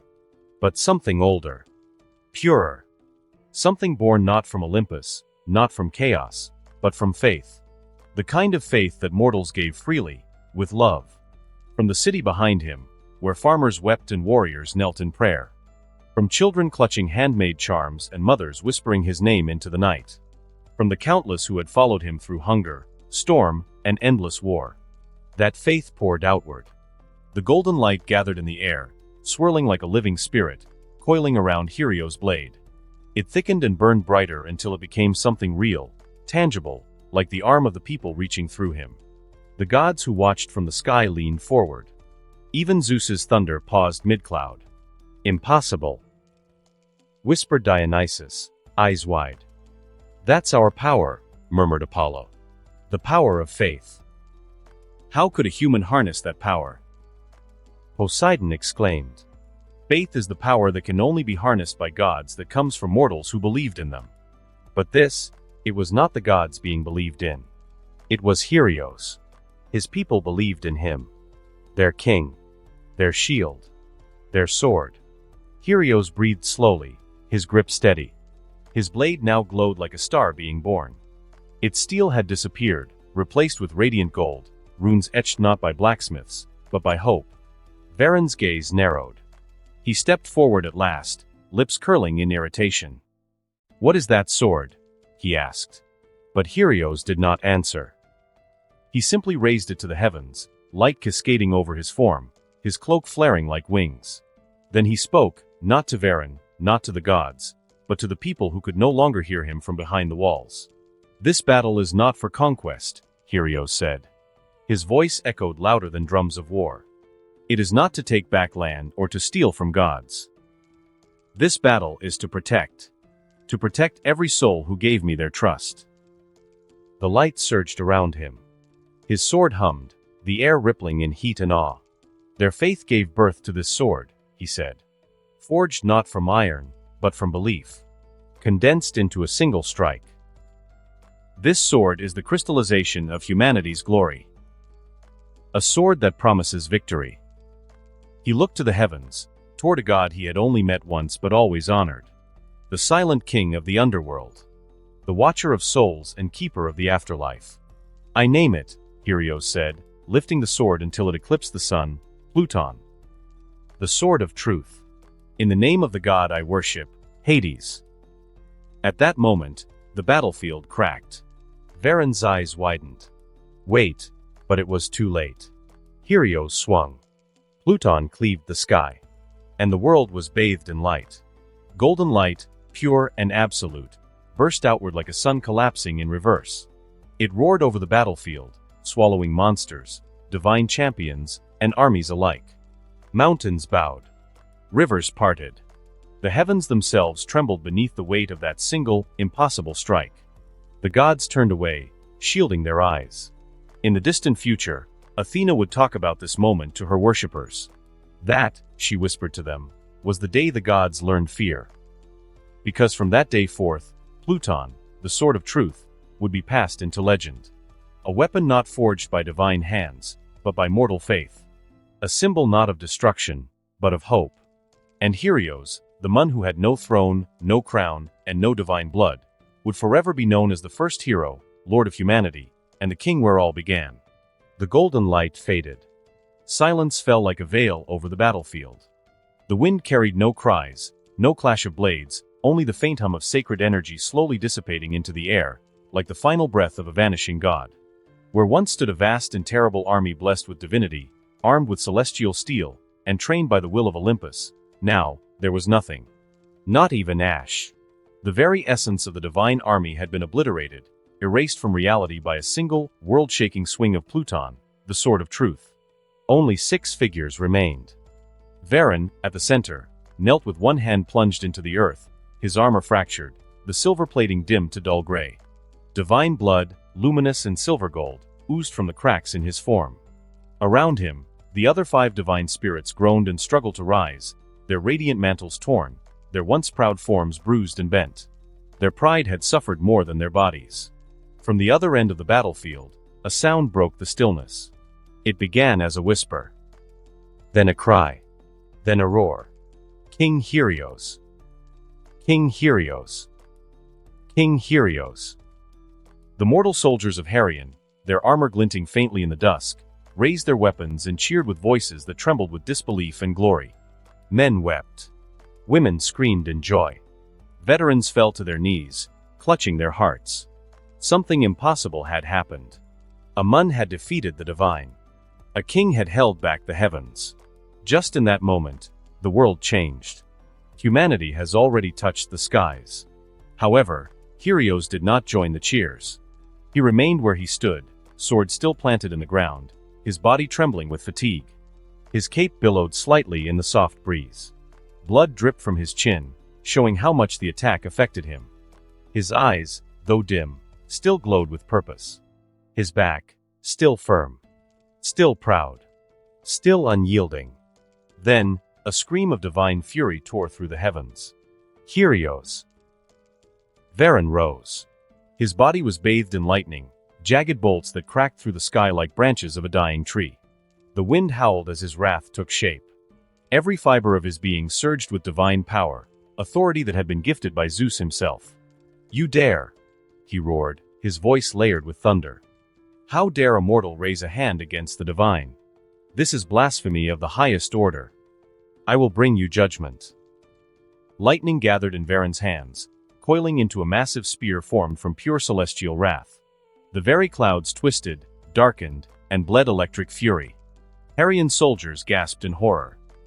Some fell back. Others raised shields in vain. But Helios didn't flinch. even as his knees trembled beneath him. Even as his breath came in shallow gasps. His body moved before his thoughts. A final reservoir of strength answered his people's fear. He surged forward like a phantom of light. And in a blink, he stood before Varen, sword raised high. Varen's eyes widened. Pluton came crashing down.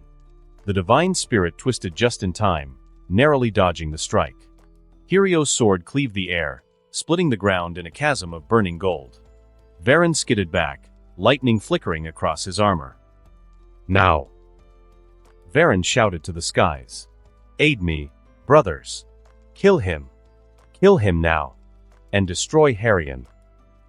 At once, 3 of the divine spirits grew wings and took to the skies, their wounds crackling with forced regeneration, fueled by borrowed divinity.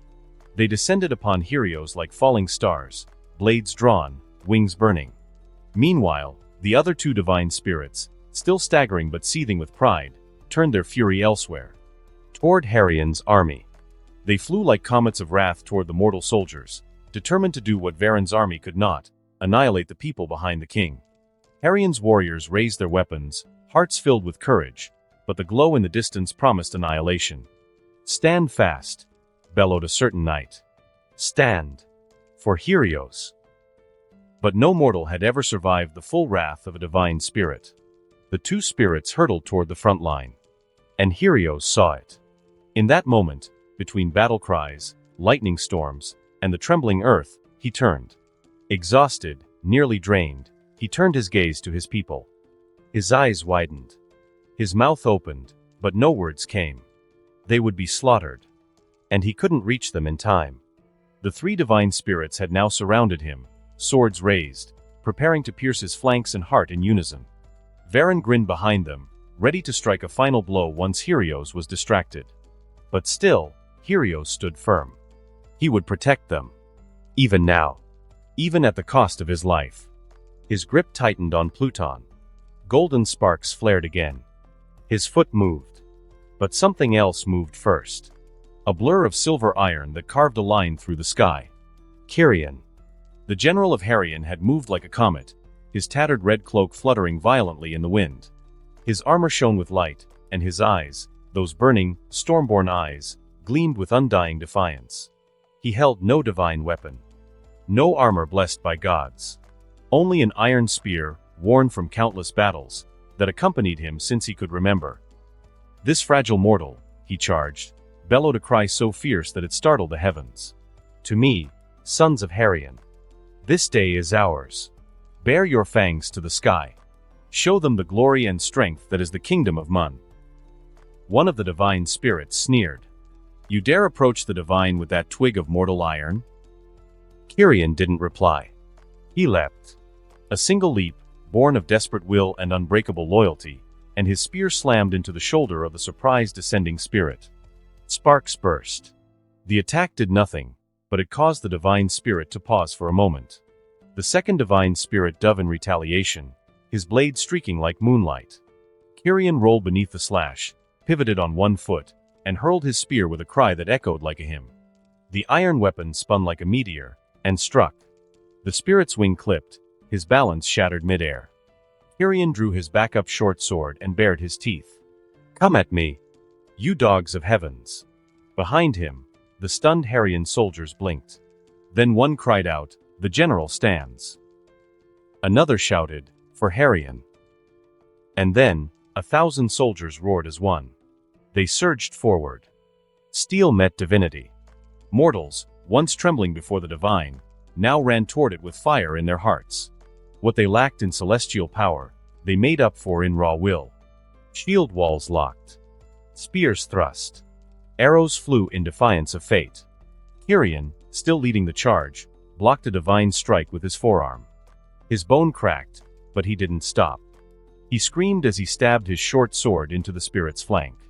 The divine spirit howled and kicked him away. He tumbled across the battlefield, bones rattled, coughing blood. And then, he stood again. Spitting out blood, he raised his voice once more. We bleed. We break. But we do not bow. This is humanity's age. This is the will of Harion. From the distance, Helios watched it all unfold. He breathed deeply, painfully, and a small smile touched his lips. His eyes, though strained with exhaustion, gleamed with gratitude. Kyrian. His hand rested on the hilt of Pluton, still warm with the faith of his people. He turned back toward Varen and the three divine spirits flanking him. Varen sneered. Your army delays the inevitable. Even if they buy you time, Helios, what hope have you? You're alone now. You cannot win. Helios raised his head. No, he said firmly. I am never alone. He took a step forward, dragging Pluton beside him. The blade glowed faintly again, softly, like a heartbeat syncing with the cries of his people. You believe divinity makes you untouchable. You think your blessings elevate you above us. His voice rang like a bell, clear and sharp. But you've never understood. Our power doesn't come from gods. It comes from each other. From our dreams. Our struggles. Our pain and joy. Another step. You call this a war of mortals. You see it as beneath you. But this. He raised the blade high. This is humanity at its peak. The three divine spirits stepped forward, but Helios raised a single hand. Let me show you what you failed to see. He pointed to Kyrian, now engaged in a brutal clash with the spirits. To the soldiers who fought even when their bones broke. To the archers who fired arrows through divine flame. To the wounded who still crawled just to throw a single stone. This is the strength of a people who believe. Varen scowled. You speak of faith like it is a weapon. Helios nodded. It is. And right now, it is sharper than any blade the heavens have ever forged. He took his stance once more. And the sword of faith, Pluton, flared gold again, pulsing with the collective will of every soldier fighting below. Even the divine spirits, for the briefest moment, hesitated. Then, Helios moved. The battlefield had become a storm. Helios moved, a blur of motion, golden light trailing in the air behind his sword, Pluton. Each strike he unleashed aimed to cleave through the divine spirits that hovered around him like vultures, circling and taunting. Yet they were cautious, keeping their distance. They had seen the sword of truth fell Varen's army in a single, blinding arc of light. They would not take that risk again. So they bombarded him instead. Blades of wind, bolts of heavenly fire, and shards of frozen light, all rained down from the sky. The heavens themselves felt like they'd turned against him. Helios gritted his teeth, cloak torn and body coated in soot and blood, his muscles screaming with every breath. He swung his sword upward to slice through a wave of searing light. He spun to deflect a jagged bolt of lightning that might have torn his side open. He staggered from the shock of a divine blast exploding behind him.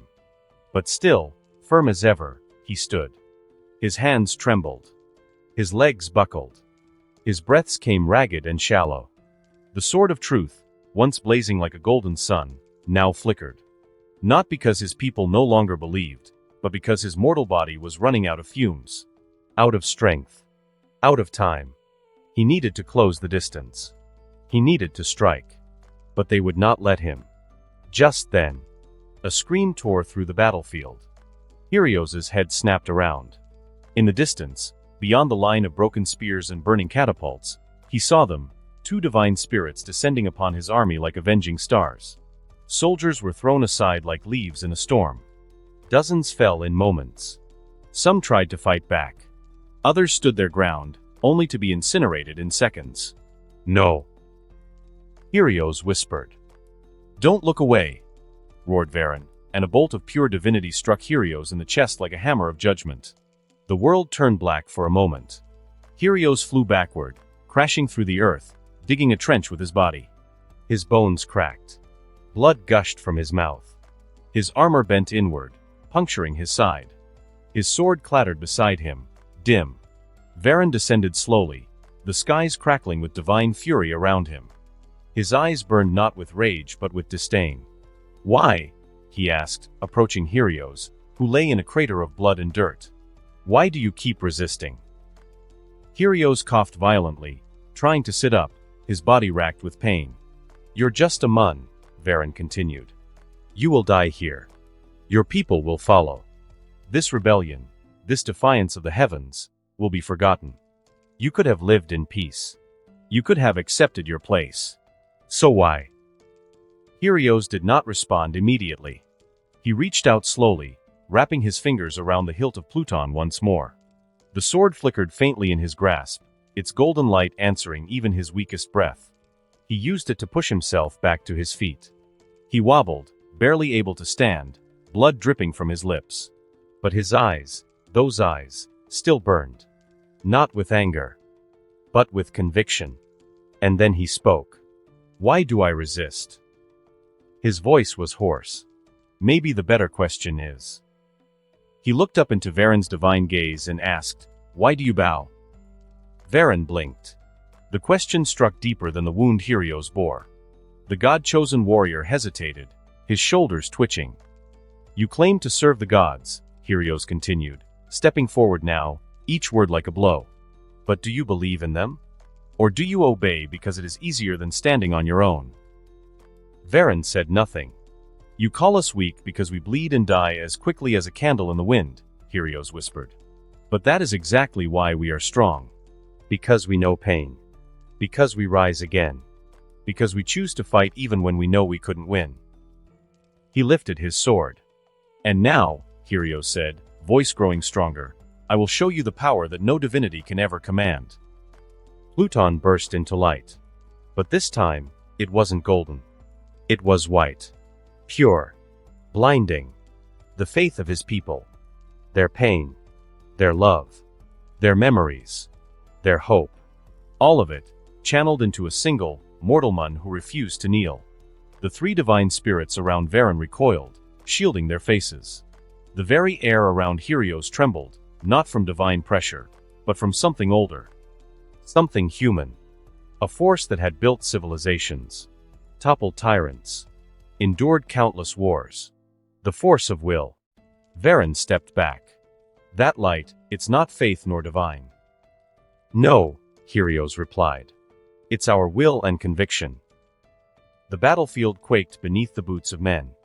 Kyrian, the great general of Harian, stood at the front of the charge, his iron spear gripped tightly in his hands, blood streaking across his armor, his eyes burning with a fury that mirrored the sun itself. Behind him, thousands of mortal soldiers surged like a tide, the ground shaking with their war cries. For Helios. For Harian. For humanity.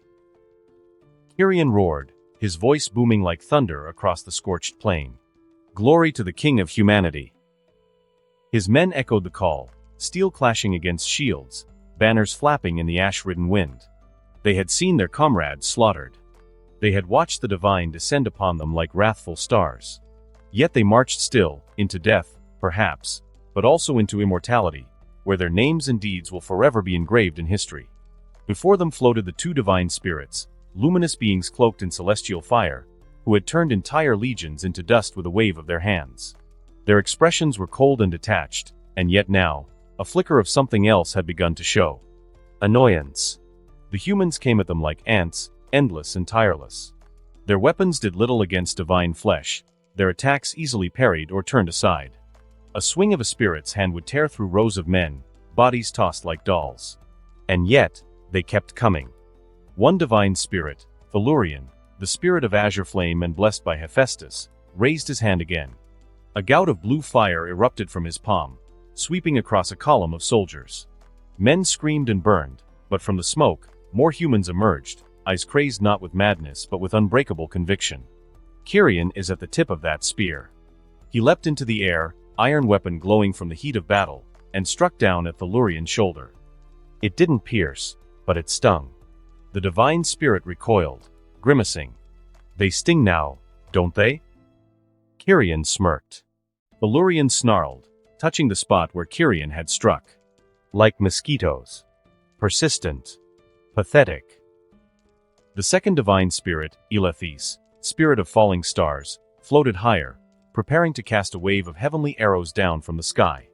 Enough games, he said, light beginning to shimmer around his body. Let's wipe the insects out.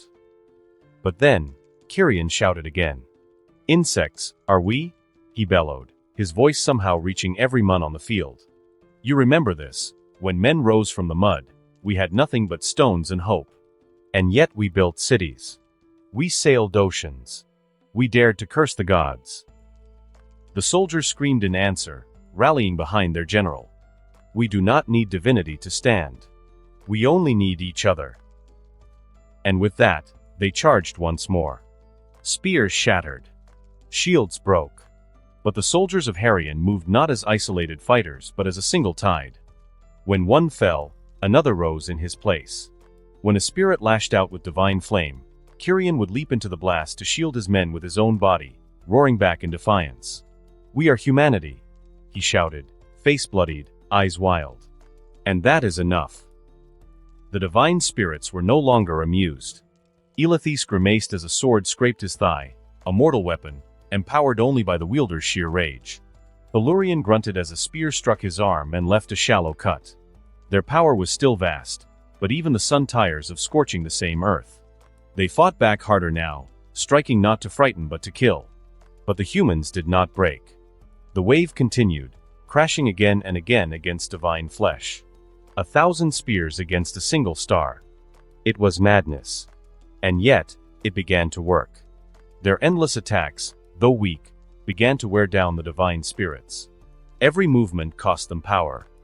Every blast depleted a sliver of their immortal reservoir.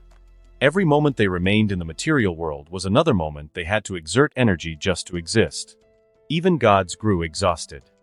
Kyrian drove his iron spear once again into Tellurian's chest, this time finding a soft gap between the spirit's shoulder plate and neck. A shallow wound, but a wound nonetheless. The divine spirit screamed in anger and struck Kyrian aside. The general flew through the air and slammed into the earth but rose again, bloodied but breathing and alive. Tellurian glanced at his wound before sneering at Kyrian. All that, for a drop of blood. You bleed, Kyrian said, limping forward. Tellurian spat in disgust. I am a divine, you're just another tyrant too proud to admit it, Kyrian said. You think yourselves above us. But you bleed. He raised his spear again, rallying his troops with a single war cry. They bleed. And thousands answered. They bleed. The battlefield, once hopeless, had become a crucible. Not of destruction, but of rebirth. Kyrian, though just a Mun, had shown them that divinity could be challenged. That humanity could rise. And in the distance, across the battlefield, Kyrios heard the cries of his people, and smiled. The battlefield fell silent for a breathless moment. All eyes turned to the center of the field, where the battered figure of Kyrios, king of Harion, stood shrouded in a radiant storm of white light. It poured from his body like a second sun, wrapping his figure in blazing arcs of raw will. It is not magic, not a divine blessing. It is something else entirely. The unyielding will of mankind. The power of dreams, the power of unity, and the power of belief all manifested into something tangible. Into something divine. The gods who were watching this war all couldn't look away, their eyes focused on the figure of the king of humanity. On Olympus, Ares sat on his throne, his eyes firm and focused. A warrior whose heart had known only the rhythm of battle, whose eyes had only ever sought out strength and victory. His crimson armor, forged from the screams of dying stars, glistened beneath the heavenly light. His hands, stained with the memory of countless wars, rested upon the arms of his obsidian throne, each finger like a coiled spear. But now, those hands trembled. Before him floated the divine scrying mirror, a rippling window into the mortal realm. And within it, he saw the impossible. Kyrios, broken and battered, standing alone against 6 divine spirits. A mortal of flesh and blood, bleeding, gasping, barely able to hold his sword. But remained firm and unbent. Surrounded by the light of humanity's will and courage, he stood to fight. Not for glory. Not for gods, but for his people. For their dreams. For the right to exist. And Ares, who had long dismissed humans as fleeting shadows, could not look away. His breath caught in his throat. His body moved before his mind did. He stood. Then, tears, they streamed down his cheeks like rivers, cutting paths through dust and pride in centuries of distance. His war-hardened heart ached, twisted in his chest with something he hadn't felt in an age. Pride. They bleed, and yet they fight, he whispered, voice hoarse. They burn, and yet they rise again. He placed a gauntlet hand to his chest, where his heart thundered like a drum. For so long, I believed only gods could embody the purity of battle. That only we could define courage, strategy, power. He smiled. But that man, Helios, he fights without blessing, without immortality, without certainty of tomorrow. And yet, he didn't back down once. He stared deeply at that man, the king of humanity whom the heavens couldn't force to kneel. Heroes. The word escaped him before he even knew it had formed. His mind wandered to that moment when Hades had once declared that word. It had been Hades who had spoken of humans capable of rising beyond mortality, who believed in them even as Olympus laughed. Heroes, Ares said again, louder this time, his voice echoing across Olympus. They are real. His laughter came like thunder. Raw, triumphant, and joyful. I see it now. I see it, he shouted. They are not insects to trample. They are not fleeting sparks. They are great warriors worthy of respect. He turned to the skies, to the realm where the mortal world raged and burned with battle. I swear it, he said, raising his hand to the heavens, vowing with the power of a god. As long as I exist, so shall humanity. As long as my blood flows through Olympus. No god shall erase them. No divine law shall silence their will. No tyrant shall smother their courage. They are warriors. They are dreamers. They are men and women worthy of my respect. Behind him, the throne of war cracked, unable to contain the fury of his oath. And the stars above Olympus flared in kind. For the first time in eternity, the god of war had knelt. Not in submission, but in respect. Back in the mortal world. The sword of truth, Helios' sacred weapon born from the prayers of a people who refused to bow, pulsed at his side like a heartbeat. Its edge hummed with searing, golden light. Even the gods paused. From his perch above the burning fields, Veron, the divine champion, narrowed his eyes.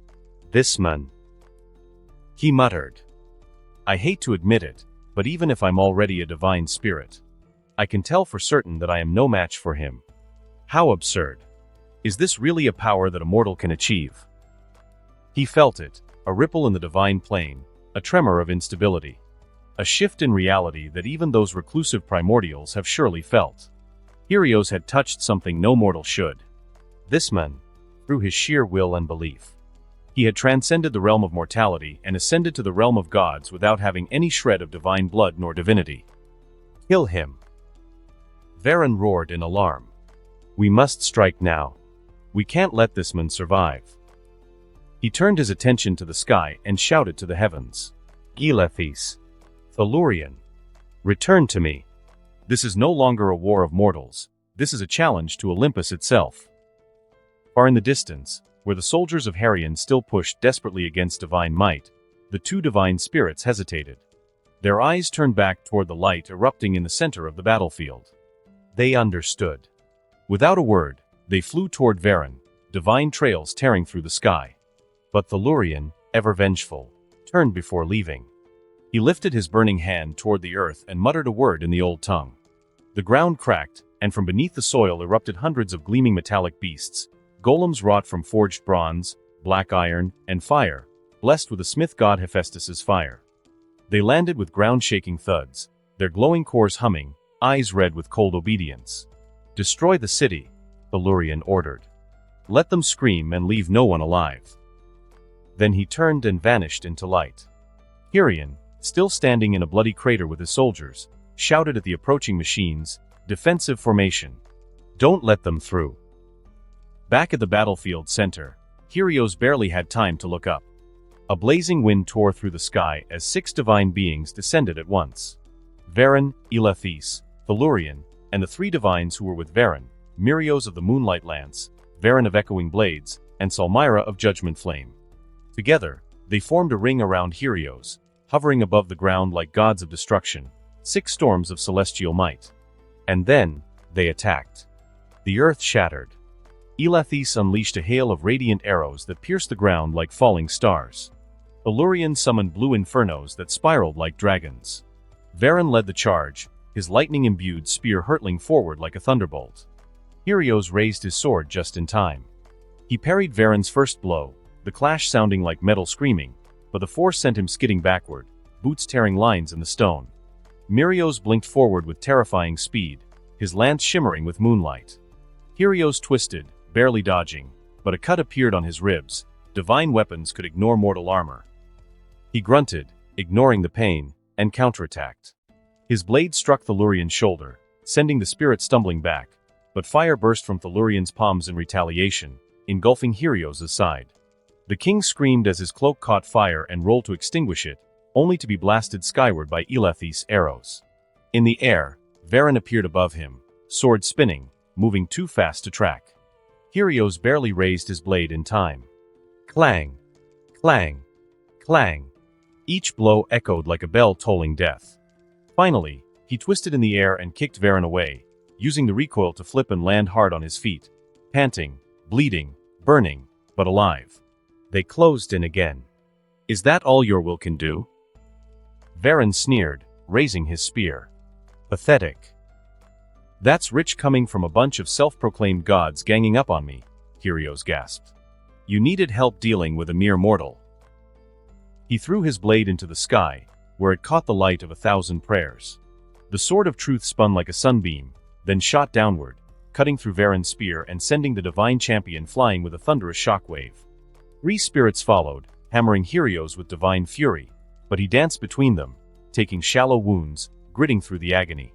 Blood flowed freely from his arms and chest, but his eyes burned brighter. He parried Elethis' arrows with a swipe and blocked Mirios' lance with his forearm, grunting as divine steel sliced his gauntlet. He roared and struck back, driving the moonlight spirit into the ground with a brutal shoulder slam. But Salmira descended then, her hands glowing with searing judgment. She whispered a curse and placed her palm to his chest as divine fire burned through Helios' ribs. He howled in agony, fell to one knee, then gritted his teeth, grabbed her wrist, and threw her across the battlefield with all the power left in his body. For a moment, the world froze. Helios stood again, wobbling, breathing heavily and barely alive, but still holding his sword. The 6 divine spirits circled him again, stunned. Varen scowled. Why won't this man just die? Just keep attacking. I don't believe he can continue fighting in the state he is in. Helios looked up, blood staining his mouth. It is humanity's birthright, Varen, he said hoarsely. To resist. To rise. To fight the impossible. He raised his sword again, despite the tremble in his hand. So come. Strike me down if you think your gods are stronger than my will. The battlefield trembled. Dust swirled. The air shuddered with divine pressure. Even the clouds seemed to recoil from the center of the storm, where one man stood, back arched, lungs heaving, eyes burning like twin suns. Helios, king of Harian, mortal-born, steel-tempered by war and purpose, raised his sword once more. It glowed brighter than the sun. Lines of ancient runes ignited across its length, pulsing with radiant heat, reacting not to divine command but to human will. And Helios' will had never burned brighter.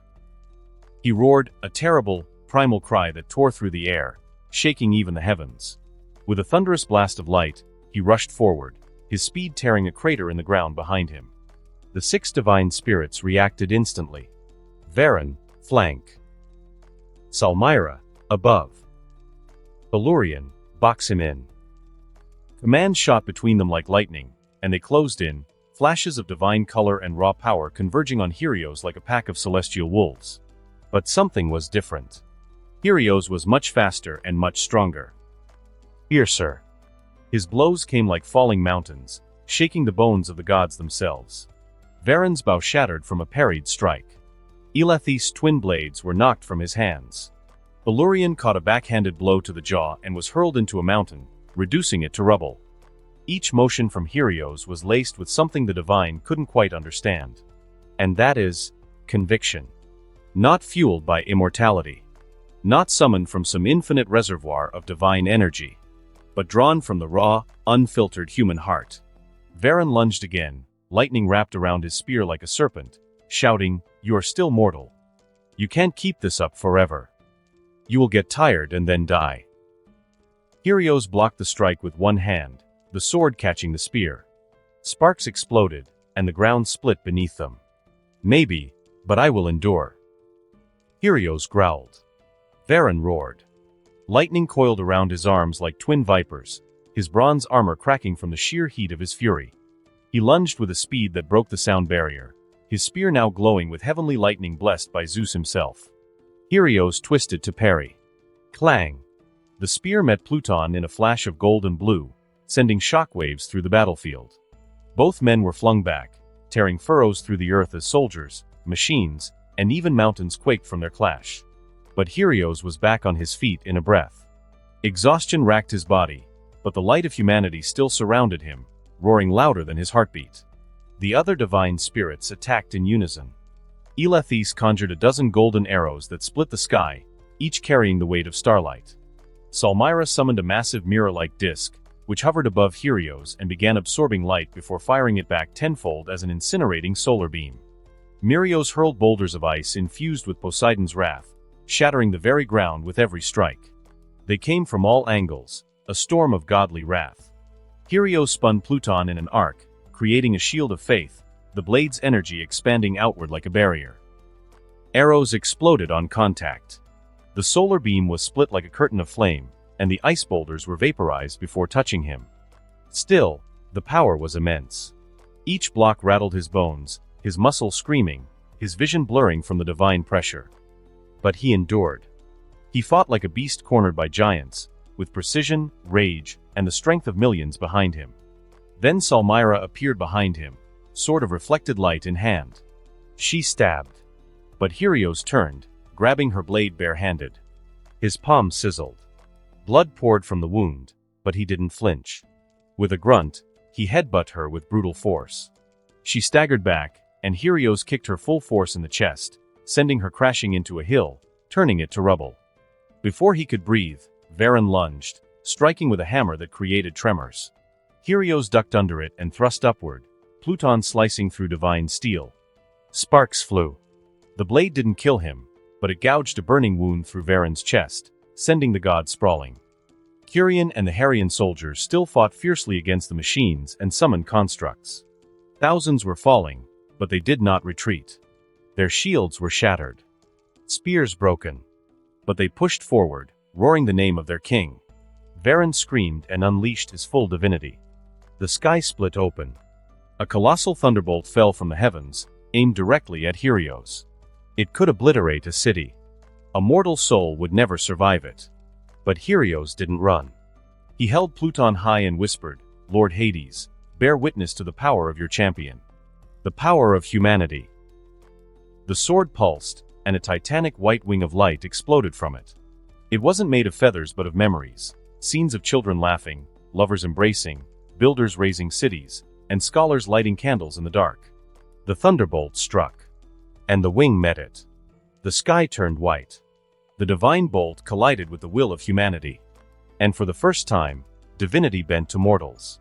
The bolt cracked apart. Varen stared in disbelief. Helios advanced through the smoke, slow and steady. "Even with all your power," Helios said, voice low but echoing across the battlefield, "it seems you still are not qualified to judge humanity." With a sudden burst, he vanished. Appearing behind Varen, he slashed downward, Pluton wailing like a chorus. Varen barely raised his arm to block, but the blade cleaved through divine metal and carved a burning line down Varen's back. He roared, pain etching across his face. Then Eileithyes and Salmira returned, flanking Helios again. The fight surged anew. They fought like stars crashing together. Helios parried arrows, ducked beneath divine fists, flipped over spear strikes, and retaliated with the brutal efficiency of a Mun who refused to kneel. Every strike was faster. Every step was heavier. Pluton glowed with each heartbeat of Harian's people.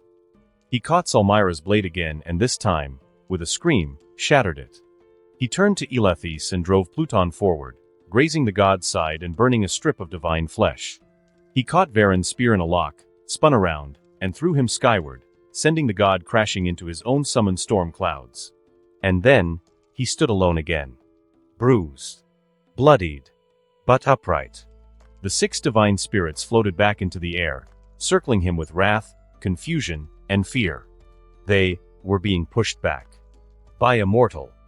"Allow me." Helios gripped his sword, to judge the gods. Arrogant.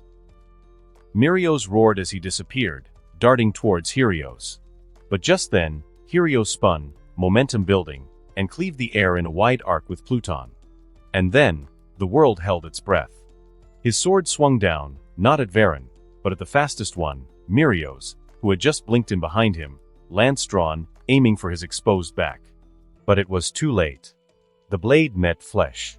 A massive pillar of white gold light exploded from the point of contact, engulfing the entire battlefield. It rose like a tower to the heavens, searing the skies, illuminating the entire world. The very air screamed as the light vaporized everything in its path. The earth cracked. The clouds recoiled. Mountains in the distance trembled as if the laws of nature themselves had been challenged. And then, silence. When the light faded, the battlefield was still. The gods, the soldiers, even the machines summoned by Tellurian, all stared in stunned silence. Helios stood with his sword lowered, chest heaving, body bleeding, and arms trembling. And across from him, there was nothing. No trace of Mirios. Not dust. Not smoke. Not ash. Gone. A divine spirit, erased from existence by a mortal blow. The silence deepened. Even the winds refused to move. The first death of a god by a mortal hand, since the birth of time. From high atop Olympus, the gods watched in stunned disbelief.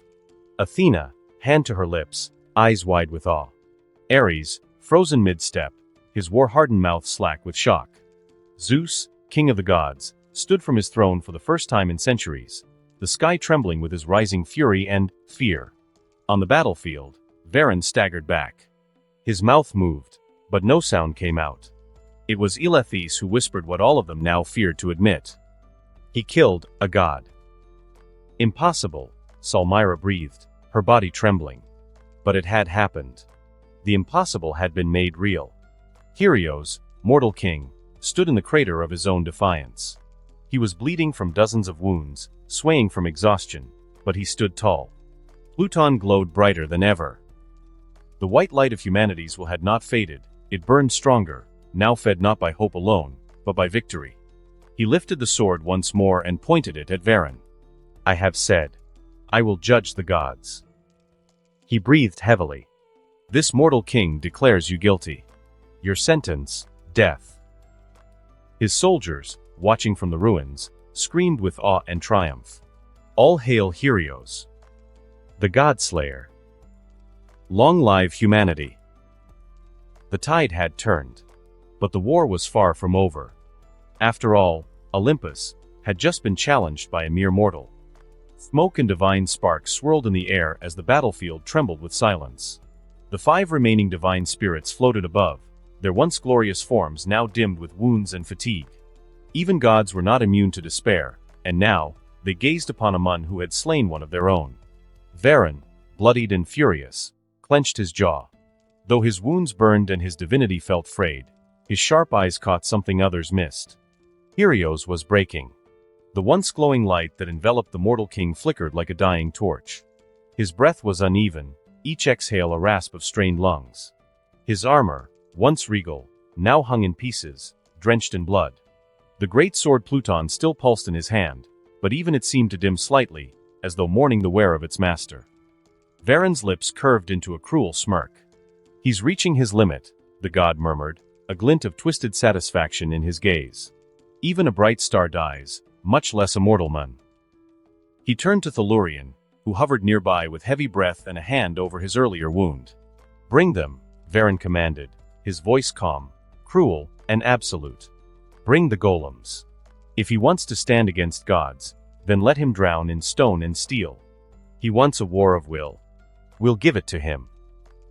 Tellurian gave a slight nod, raising his hand. Divine symbols glowed in a spiral around his wrist. The air cracked open. And from the torn earth, from summoned vaults blessed by Hephaestus and infused with Poseidon's will, thousands of golems rose. Towering automatons of iron, obsidian, and gold, their bodies marked with runes that shimmered in hellish red. Each golem carried weapons forged in divine forges, massive axes, saw blades, and cannons of flame. The sky turned darker as they cast long shadows across the field. Helios steadied himself, leaning heavily on Pluton as his body trembled. Blood seeped from his nose, ears, and eyes. The divine pressure crushed him like a mountain, and his bones ached with every movement. Still, he did not fall. He watched them come, showing no thread of fear nor hesitation. "So this is your strategy now, Varen?" he muttered, his voice a hoarse rasp. "What a shame. To think a god would fall so low." Varen didn't respond. Tellurian, with an emotionless wave, sent the golems forward. A wave of iron death surged across the battlefield. They came in legions, grinding earth beneath their feet, shaking the skies with their mechanical roars. They attacked in formation, relentless and cold. Their only purpose was to crush the mortal king in front of them. Helios raised Pluton once more. His back cracked. His knees nearly buckled. But he charged. He dove into the mass of golems like a dying star plunging into a black sea. Clang! Pluton slashed through a golem's neck. Sparks exploded as the massive construct tumbled. Boom! A hammer came down, but Helios sidestepped and retaliated, cutting through the core of another.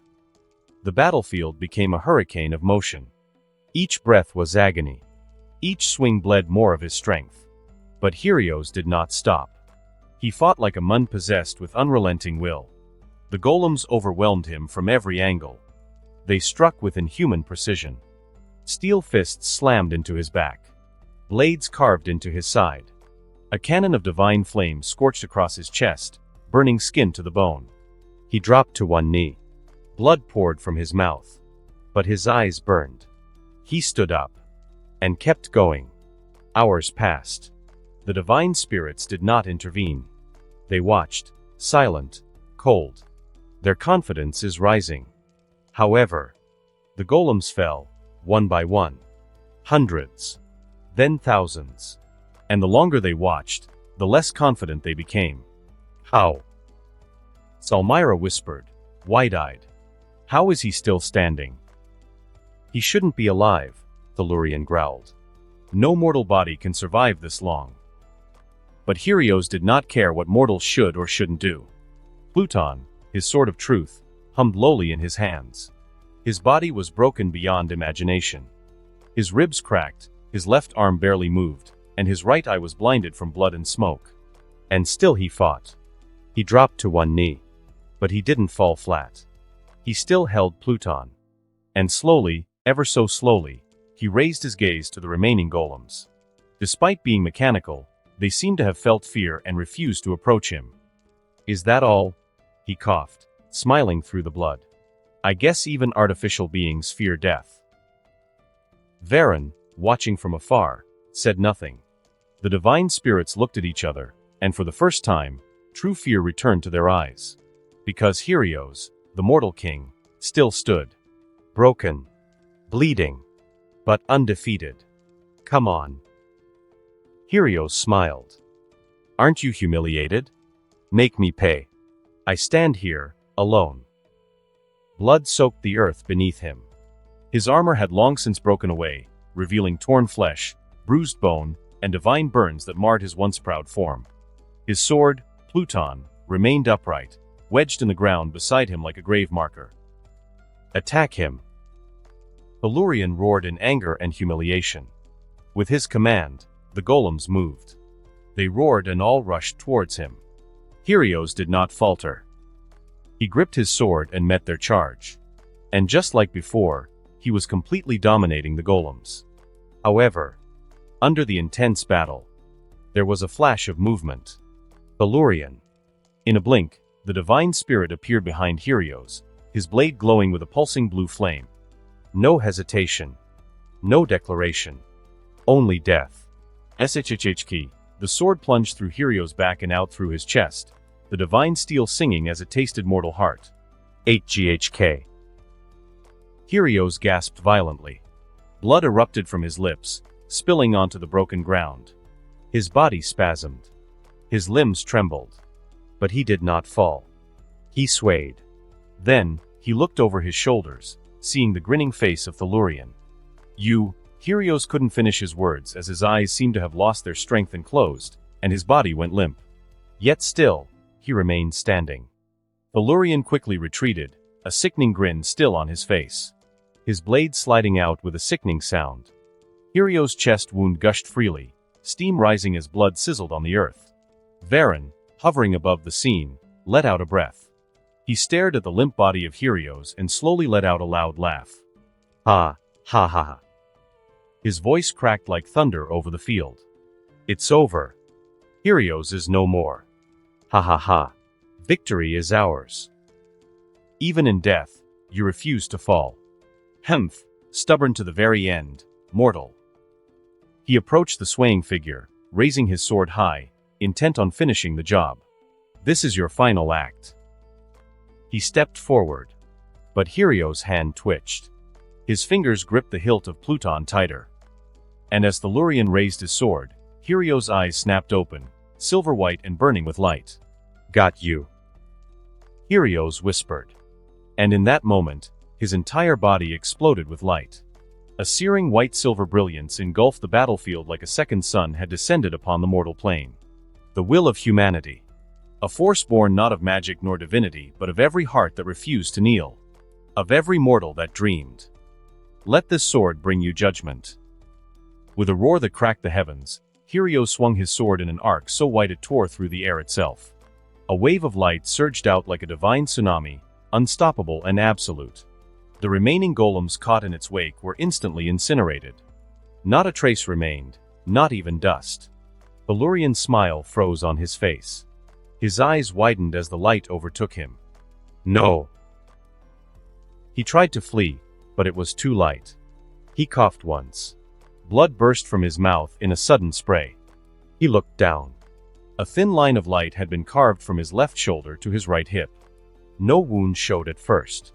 But slowly, his body began to split. Cleanly.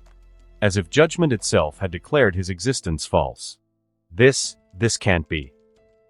With one final cough, his form shattered in two, collapsing like a broken statue. The divine spirit known as the Lurian, forger of machines and flamebearer of Hephaestus, was no more. Varen watched in stunned silence. Salmyra stumbled back, her radiant eyes wide with disbelief. Even the gods above, those peering down from the celestial dome of Olympus, gasped in horror. The halls of immortality shook, for they had just witnessed what should not be possible. Not once, but twice. A mortal had slain a divine. Hyrio stabbed his sword into the ground, using it to hold himself up like a cane, then slowly, he raised his head.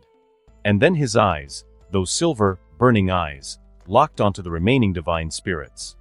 Varen, Salmyra, Varen, and Elethres.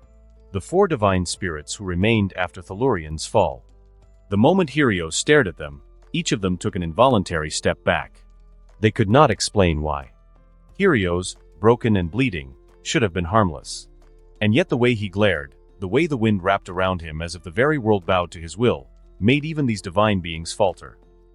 Come, Hyrio said. His voice was hoarse, barely a whisper. But it rang out like a thunderclap across the field. Come at me if you still have pride. Silence. Not one divine spirit moved. The only sound was the crackling of fire and the distant groans of the dying. Hyrio's coughed violently, blood splattering across his chest. His knees buckled slightly, but he forced himself back up. His body was beginning to betray him. His bones shifted unnaturally. His skin began to pale. His soul, the very force keeping him alive, flickered. Like a candle in a storm. And yet, the divine spirits did not move. He took a shallow breath and bared his teeth in a bloody grin. Are you afraid? He asked. No one answered. Not a word. Not a murmur. They couldn't. Their tongues had grown heavy. Their limbs unmoving. Fear, true primal fear, had taken hold of them. Hyrio's lifted his head to the sky. Even the heavens above seemed to pause. And then he spoke, not to the divine spirits, but to the gods themselves, watching from their golden thrones far above the clouds. Remember this moment. The moment when a mortal. He gritted his teeth. Broke through fate. This moment, when a one born of fire and mud, stood above the heavens and dared to fight back. His eyes dropped to the divine spirits again. They were still frozen in place. I may die here, he said, voice rising like a storm, but know this, He pulled Pluton free from the ground and raised it with one last act of defiance, the blade now gleaming not with divine power, but with the hope and pride of all mankind. In this moment, a mortal has surpassed the divine. His voice shook the very foundations of the world. Lightning cracked across the sky. Mountains trembled. Oceans stirred in distant corners of the earth. Even in Olympus, gods who had grown fat and indifferent stood in silence. And then, the blade fell from Helios' hand. And with that, the world stilled. It took the divine spirits a few minutes to realize that Helios, the proud king of humanity, had already died. His knees did not bend, and his back did not yield. He died standing, pride etched in every sinew, a monument to the indomitable flame of mankind. Not once did he kneel, not once did he despair. For in this final stand, he bore the weight of all men's dreams. Not as a god, not as a beast, but as a human, proud and eternal. A hush fell over the battlefield. The divine spirits did not move. No one dared to approach. Varen stared, unable to understand what had just happened. Salmira's hand trembled. Elethres looked away. Even Varen, cold and detached, could not suppress the twitch in his brow. For all their power, for all their divinity, they feared that if they stepped forward, Helios might rise again. That he was not dead. That no matter how broken, how bloodied, he would stand back and fight. And so they remained frozen. 4 seconds. 4 minutes. 4 hours. No one dared to disturb his body. No one dared to claim the battlefield. For though the king of humanity had fallen, in that moment, in that silence, he had already won. Above the clouds, past the mountain peaks that pierced the heavens, stood the mighty Mount Olympus, resplendent in its glory, veiled in golden mist, and humming with divine energy. But on this day, the splendor of Olympus was not comforting. It was shaken. In a grand hall, where all divine eyes watched the affairs of the mortal realm through the mirror of skies, a scene had just played out. One that silenced even the most ancient of gods. A mortal had defied them all. A mortal had stood against 6 divine spirits. A mortal had died like a king, with no chains, no fear, and no master. And the halls of Olympus were reeling. In her own room, Athena, goddess of wisdom and war strategy, had watched it all with bated breath. And then, in a rare moment unbecoming of her composed nature, she squealed. Not the reserved hum of approval a goddess might show after a well-fought war. Not the cold satisfaction of a plan coming to fruition. No. This was a girlish, excited, emotional squeal. Her hands trembled as she held her quill. Scrolls of divine parchment scattered across her chamber as she burst into a frenzy of motion. That moment. That glare. That defiance. That speech. She twirled on her toes like a muse overtaken with inspiration. Her eyes sparkled as she furiously began to write. This shall be the climax of the first true epic, she cried out. The epic of Helios. She dipped her divine quill into ink made of stardust and dreams, writing every word he spoke, every wound he bore, and every god he defied. Her quill moved faster than lightning. Her mind was a torrent. And then she stopped, as if struck by the thunder of her own thought. Oh yes, yes. This is not an end. This is a beginning. She clutched the scroll to her chest. The age of heroes begins now. In another chamber, lit by flames of eternal battle, Ares, god of war, had watched in silence. At first, he'd scoffed. Foolish mortal, he had muttered. Suicidal pride. But as the fight dragged on, as Helios pushed forward, alone, bloodied, still swinging. As he stood upright with a blade in his chest and dared the gods to approach. Ares' lips trembled. And when Helios finally fell, declaring that a mortal had surpassed the divine, tears fell down Ares' cheeks. He didn't speak for several heartbeats. And then, slowly, in a voice more reverent than any prayer ever spoken to him. So this is what a beautiful death looks like. Since his existence, Ares had loved war for its savagery. He had admired strength, slaughter, and chaos. A savage, barbaric war where everyone may die any second. But Helios showed him something else, something purer than meaningless slaughter. A death not of madness, but of meaning. I want to fight like that, he whispered. I want to die like that. He stood from his war throne, fists clenched, his chest rising with emotion. That was a true warrior. But not all hearts on Olympus were moved by inspiration or beauty. In the central throne room where the majority of the Olympians gathered, lightning cracked across the heavens. Zeus, king of the gods, roared with fury. "Blasphemy!" he bellowed, and the sky trembled with his voice. "Just who is that mortal to say that he has surpassed us?" With one titanic strike, his fist smashed the marble arm of his throne. Divine energy sparked and shattered the walls of the chamber. Thunder rolled across the mortal realm as if the sky itself were crying in rage. A mortal, claiming to surpass the divine? His eyes were twin storms of wrath. "This insolence shall not be written in song, it shall be erased from memory. I will flood the world and make them forget this transgression." Beside him, Poseidon, lord of the seas, slammed his trident to the floor. Waves surged violently in oceans far below, crashing into coasts and dragging ships to the deep. Who gave that boy such power? Poseidon growled.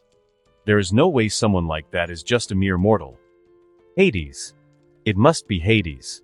He must have helped that man.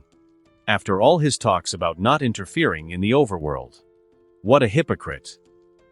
He could not accept it. Helios' words, "A mortal has surpassed the divine," rang in his ears like a curse. His pride as an Olympian and lord of the seas had been wounded deeply. "He is dead," Poseidon spat. "So let the sea wash away his legacy. Why don't I take away his soul so that we may punish him for eternity?" Suggested Hermes, who was swinging his legs back and forth. "Good idea." Apollo laughed. However, unlike the younger gods who seemed to agree with that idea, Zeus's and Poseidon's expressions darkened. Take a soul directly from Hades? What's more, a soul of his champion. Do they want Olympus to cease to exist? Even Zeus almost blasted his filial sons with his thunderbolt and sent them straight to Tartarus. Poseidon snorted, thanking chaos that he has no such idiotic sons.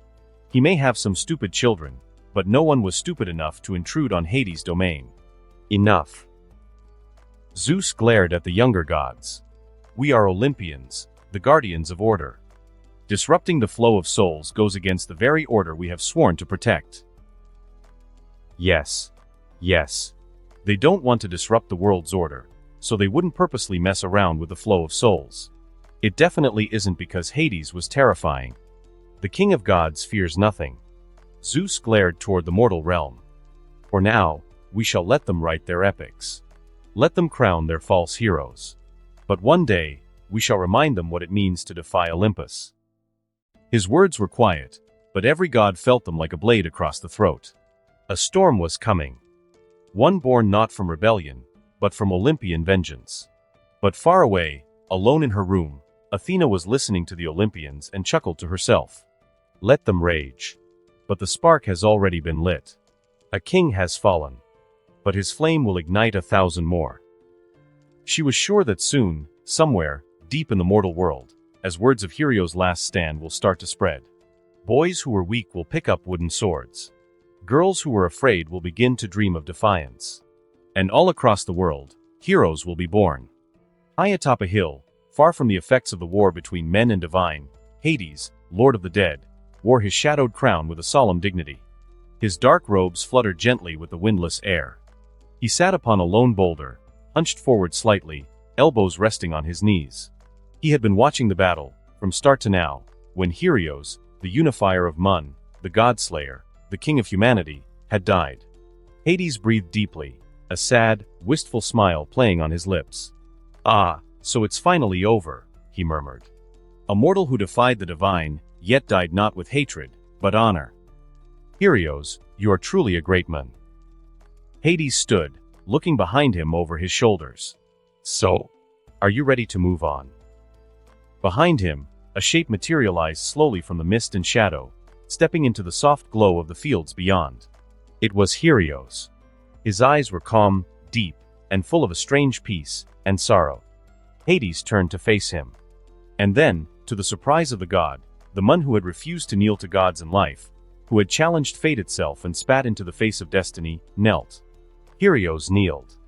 His one good knee touched the soil. His head bowed low. Not in submission, but in reverence. Not for all gods, But for this one God. My lord, Helios whispered. I have come home. Hades' smile faded. Not in disappointment, but in ache and understanding. He stepped forward, voice deep and kind. You do not need to kneel to me, Helios. You earned your place by walking upright when all others fell. Helios lifted his head slightly. His voice trembled with emotion. Please, allow me to show my respect this way, Lord Hades. There was a deep and heavy silence. Hades looked down at the soul of the mortal king and asked softly. Very well. So then, are you ready to go? But Helios looked at him in the eyes, his mouth curving upward. Not quite a smile, but something near it. Can we speak for a while, before I cross? Hades tilted his head. Then, he walked past Helios, motioning for him to rise. Come. Walk with me, King of Men. The two figures, one god, one mortal, walked side by side as a gentle breeze passed by them. Leaves swayed, and animals parted, as if giving way to the two great figures. Ask what you will, said the god. Helios closed his eyes. Although he couldn't feel the wind, he still felt a sense of serenity, like a child lying under the shade of a tree, enjoying the gentle caress of a cool wind. Did I do right? He asked. All that I've done, fighting gods, uniting tribes, dying alone, was it worth it? Hades was quiet for a time. His gaze was heavy. You did more than right, he finally said. You reminded the world that greatness is not born in Olympus. It is forged in fire, tested in loss, and defined in the moment one refuses to fall. You inspired gods to cry, Hades continued, and made mortals believe they could reach the stars. That is a legacy no divine wrath can consume. Helios bowed his head. For once, tears rolled down his cheeks. Not from pain. Not from loss. But from a strange, warm peace. I thought I would burn out and be forgotten. Hades shook his head. You will not be forgotten. Helios looked toward the fields again. Will the gods come for mankind now? Will Zeus strike them down? Hades' face darkened slightly, and then he nodded. They won't.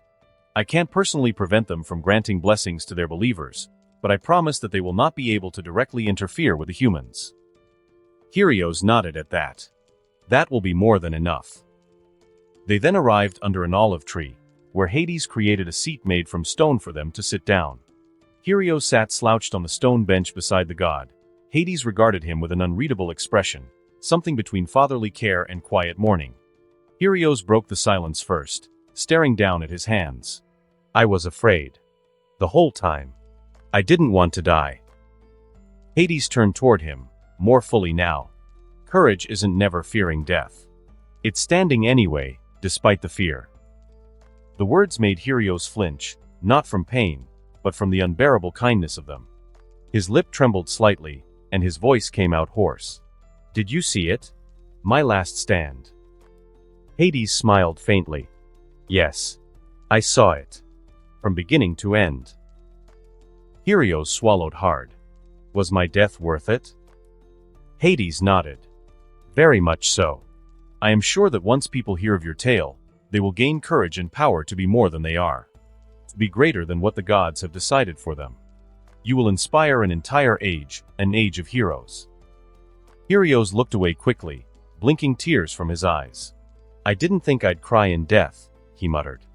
Hades smirked softly. Souls cry more than you'd think. The dead remember what the living try to forget. They sat in silence again for a while, the weight of memory draped over both of them. Then Helios asked, barely more than a whisper. Are you proud of me? It struck Hades in the chest. He had seen thousands of great figures, gods, and titans pass through his realm. But none had ever asked that. Not like this. He didn't answer at first. Instead, he reached out slowly and placed a hand on Helios' shoulder. Yes, he said. More than you know. Helios closed his eyes tightly, trembling like a child held after a storm. I tried so hard not to bend, he said. They kept telling me I should kneel. That it was foolish to fight gods. That humanity was meant to obey. He looked up, eyes burning. But I couldn't. Not after everything we suffered. I couldn't pretend it was all right. Hades nodded. You made your choice and defied the will of gods. No need to lament, you have chosen your own path. He laughed bitterly. I wanted to be a farmer, once. Just a boy with dirt under his nails. No sword. No crown. Kyrios turned toward him fully now, eyes red and aching. Lord Hades. Will they be all right? Will they continue what I started? Will humanity truly, one day, conquer the stars? Hades looked out over the horizon of the mortal world, where faint echoes of mortal prayers have reached him. They will. Slowly. Painfully. But they will. No gods or monsters can take that away from them. Kyrios let out a long breath and leaned back on the bench. I didn't get to say goodbye to anyone, he said. Didn't even tell them to keep fighting. You said it, Kyrios, Hades said. With every breath you took in that final hour. With every wound you refused to die from.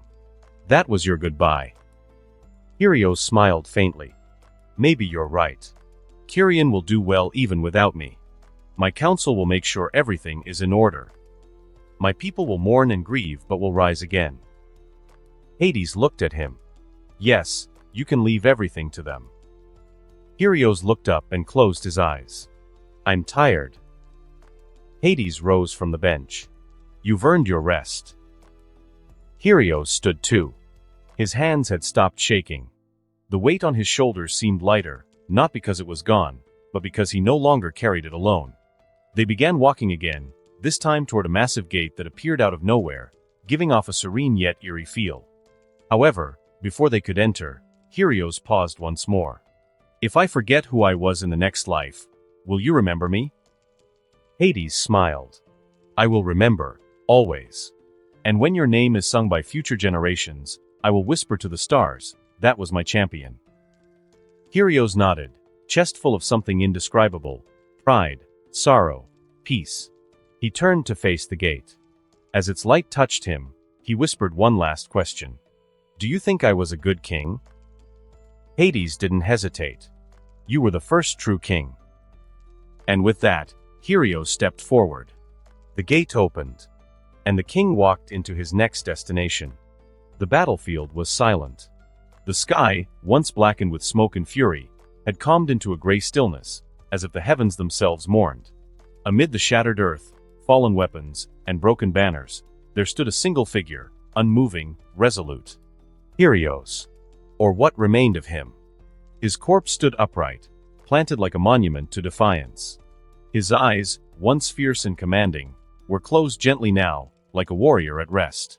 No wind stirred his cloak, and no bird circled above. The world, it seemed, had paused to grieve. And at his feet knelt Kyrian.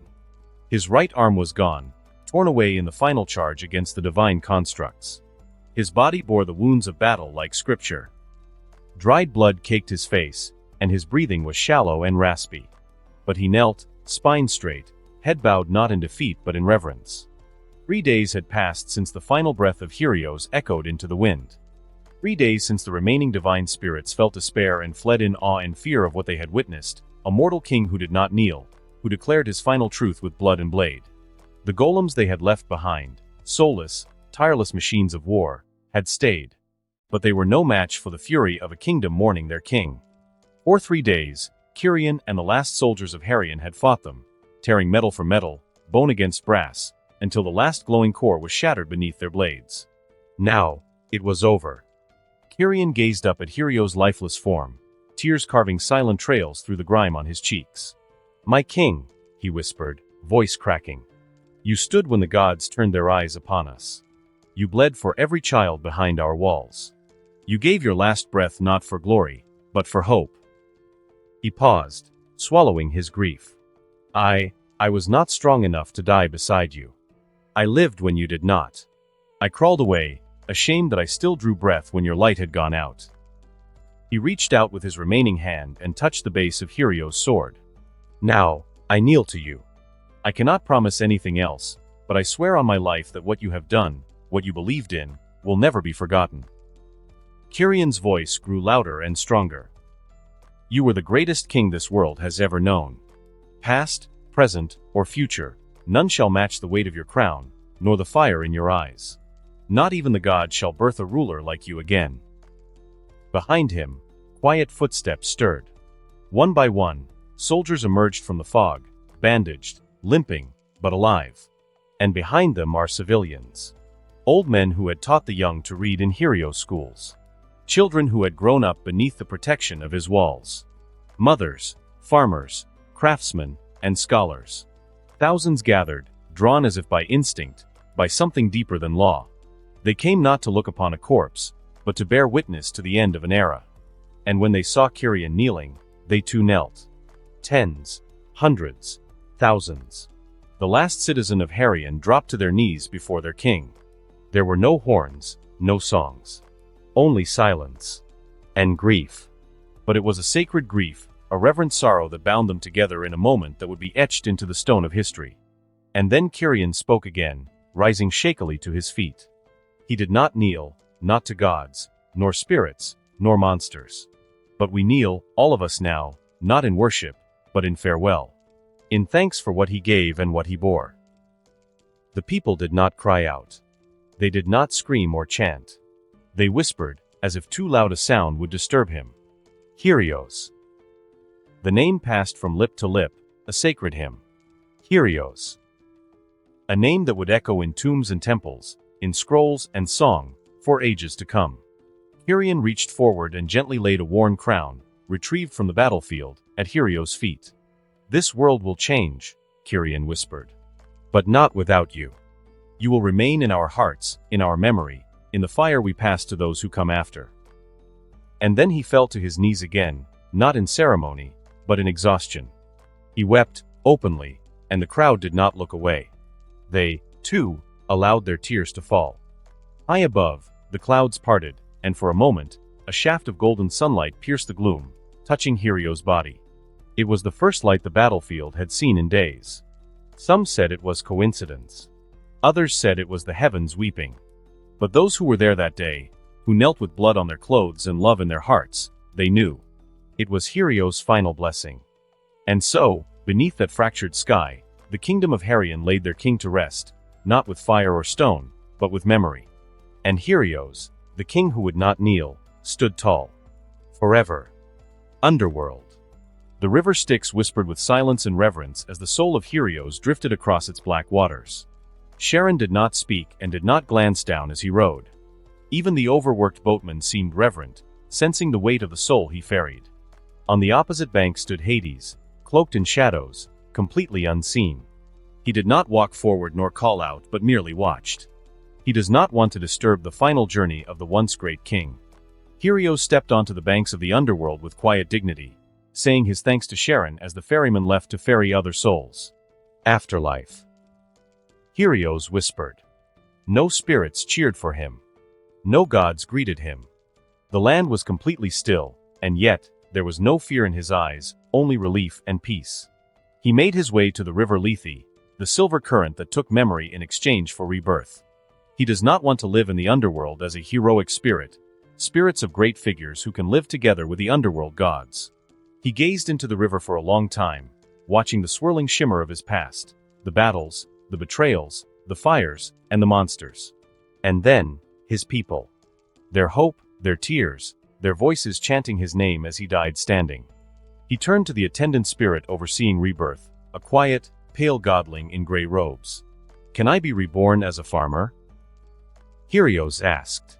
The lesser god blinked in surprise. "A farmer?" "Yes. A man of the soil. One with no crown, no sword, and no legacy to bear. Just a man who tills the earth, loves his wife, and watches his children grow old." The spirit looked unsure but nodded solemnly. "Your request shall be honored. The threads of fate will bend for you, just this once." From the shadows, Hades allowed himself a faint smile. He followed as Helios stepped into the mists of reincarnation, his soul shining faintly, then flickering, then vanishing into the world above. Hades tinkered with the reincarnation a little bit, making sure that Helios will be reborn in a completely new world he will enjoy. Once he was gone, Hades finally moved. He turned, vanishing through the folds of the underworld's veils and ascending the dark tunnels between realms. His destination, the deepest forest where stars kissed the earth and roots whispered secrets, the dwelling of Gaia. There, amid wildflowers taller than men and trees older than memory, sat the Mother of Earth, cradling a child in her arms. Her body, vast and verdant, hummed with life. Her skin shimmered like moss over ancient stone. Her eyes were deep pools of green. Around her danced the giants, their children, titanic and raw in power, though not yet fully grown. Some shaped mountains with their fists. Others drank sunlight like nectar. Despite these, Gaia's eyes were on the smallest one in her lap. Nykiria. A child not born for the purpose of punishing the gods, but from the need of a Mun to transcend. A union of two ancient forces, Hades, lord of the underworld, and Gaia, mother of all. She was a perfect being, still infantile, but radiant with a terrifying potential. Hades stepped forth, his aura parting the tall grass. Gaia looked up at him, and for a moment, the world itself seemed to pause. "You watched him?" she asked. Hades nodded. From the river Styx to his final wish at Lethe. He has chosen to be reborn in the world of men as a farmer. Gaia smiled faintly, brushing a leaf from Nykiria's golden lashes. A fitting end for a soul who carried the world. Hades stepped forward and crouched beside her, eyes on their daughter. "I've come to take Nykiria to the underworld for a time. I wish to introduce her to my vessels, to the spirits who serve me, to the place that will one day be part of her legacy." Gaia tilted her head. "You wish for her to be your successor?" "If she wants to, then maybe one day." Hades replied gently. "But I doubt it. She is born to be far greater than any beings in existence. She won't just be a mere ruler of the dead." Gaia studied him for a long time, as the trees swayed gently around her. Then, she nodded. "Take her. Let her see the lands of the dead. Let her feel the weight of what you carry." Hades carefully picked up the infant. Nykiria stirred but did not cry. Her dark eyes blinked once, then focused on her father. She reached for his hair, grasping it softly.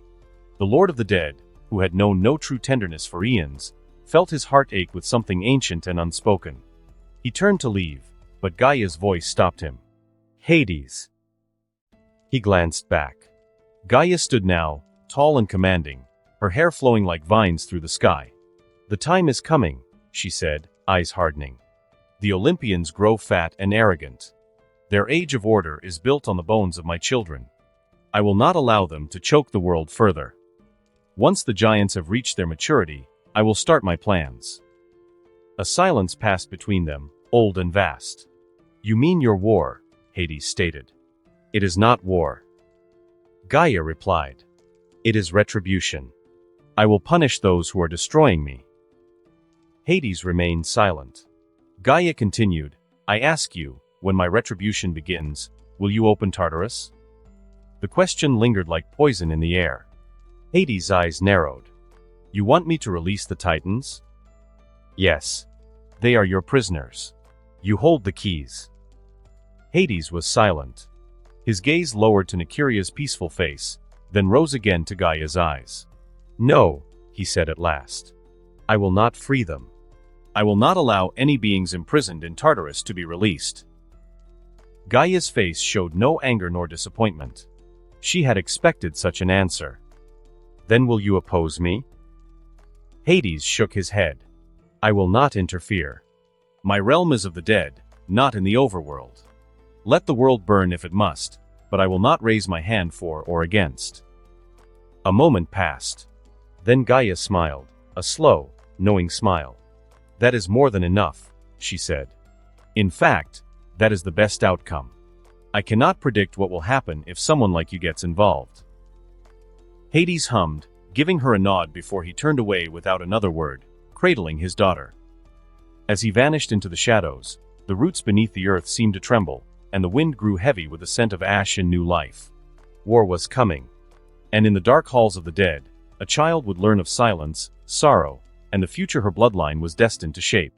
The gates of the underworld did not open with sound or grandeur. They simply recognized the presence of their master and yielded without resistance. The air shimmered as Hades crossed the threshold, no longer veiled in shadows or illusion.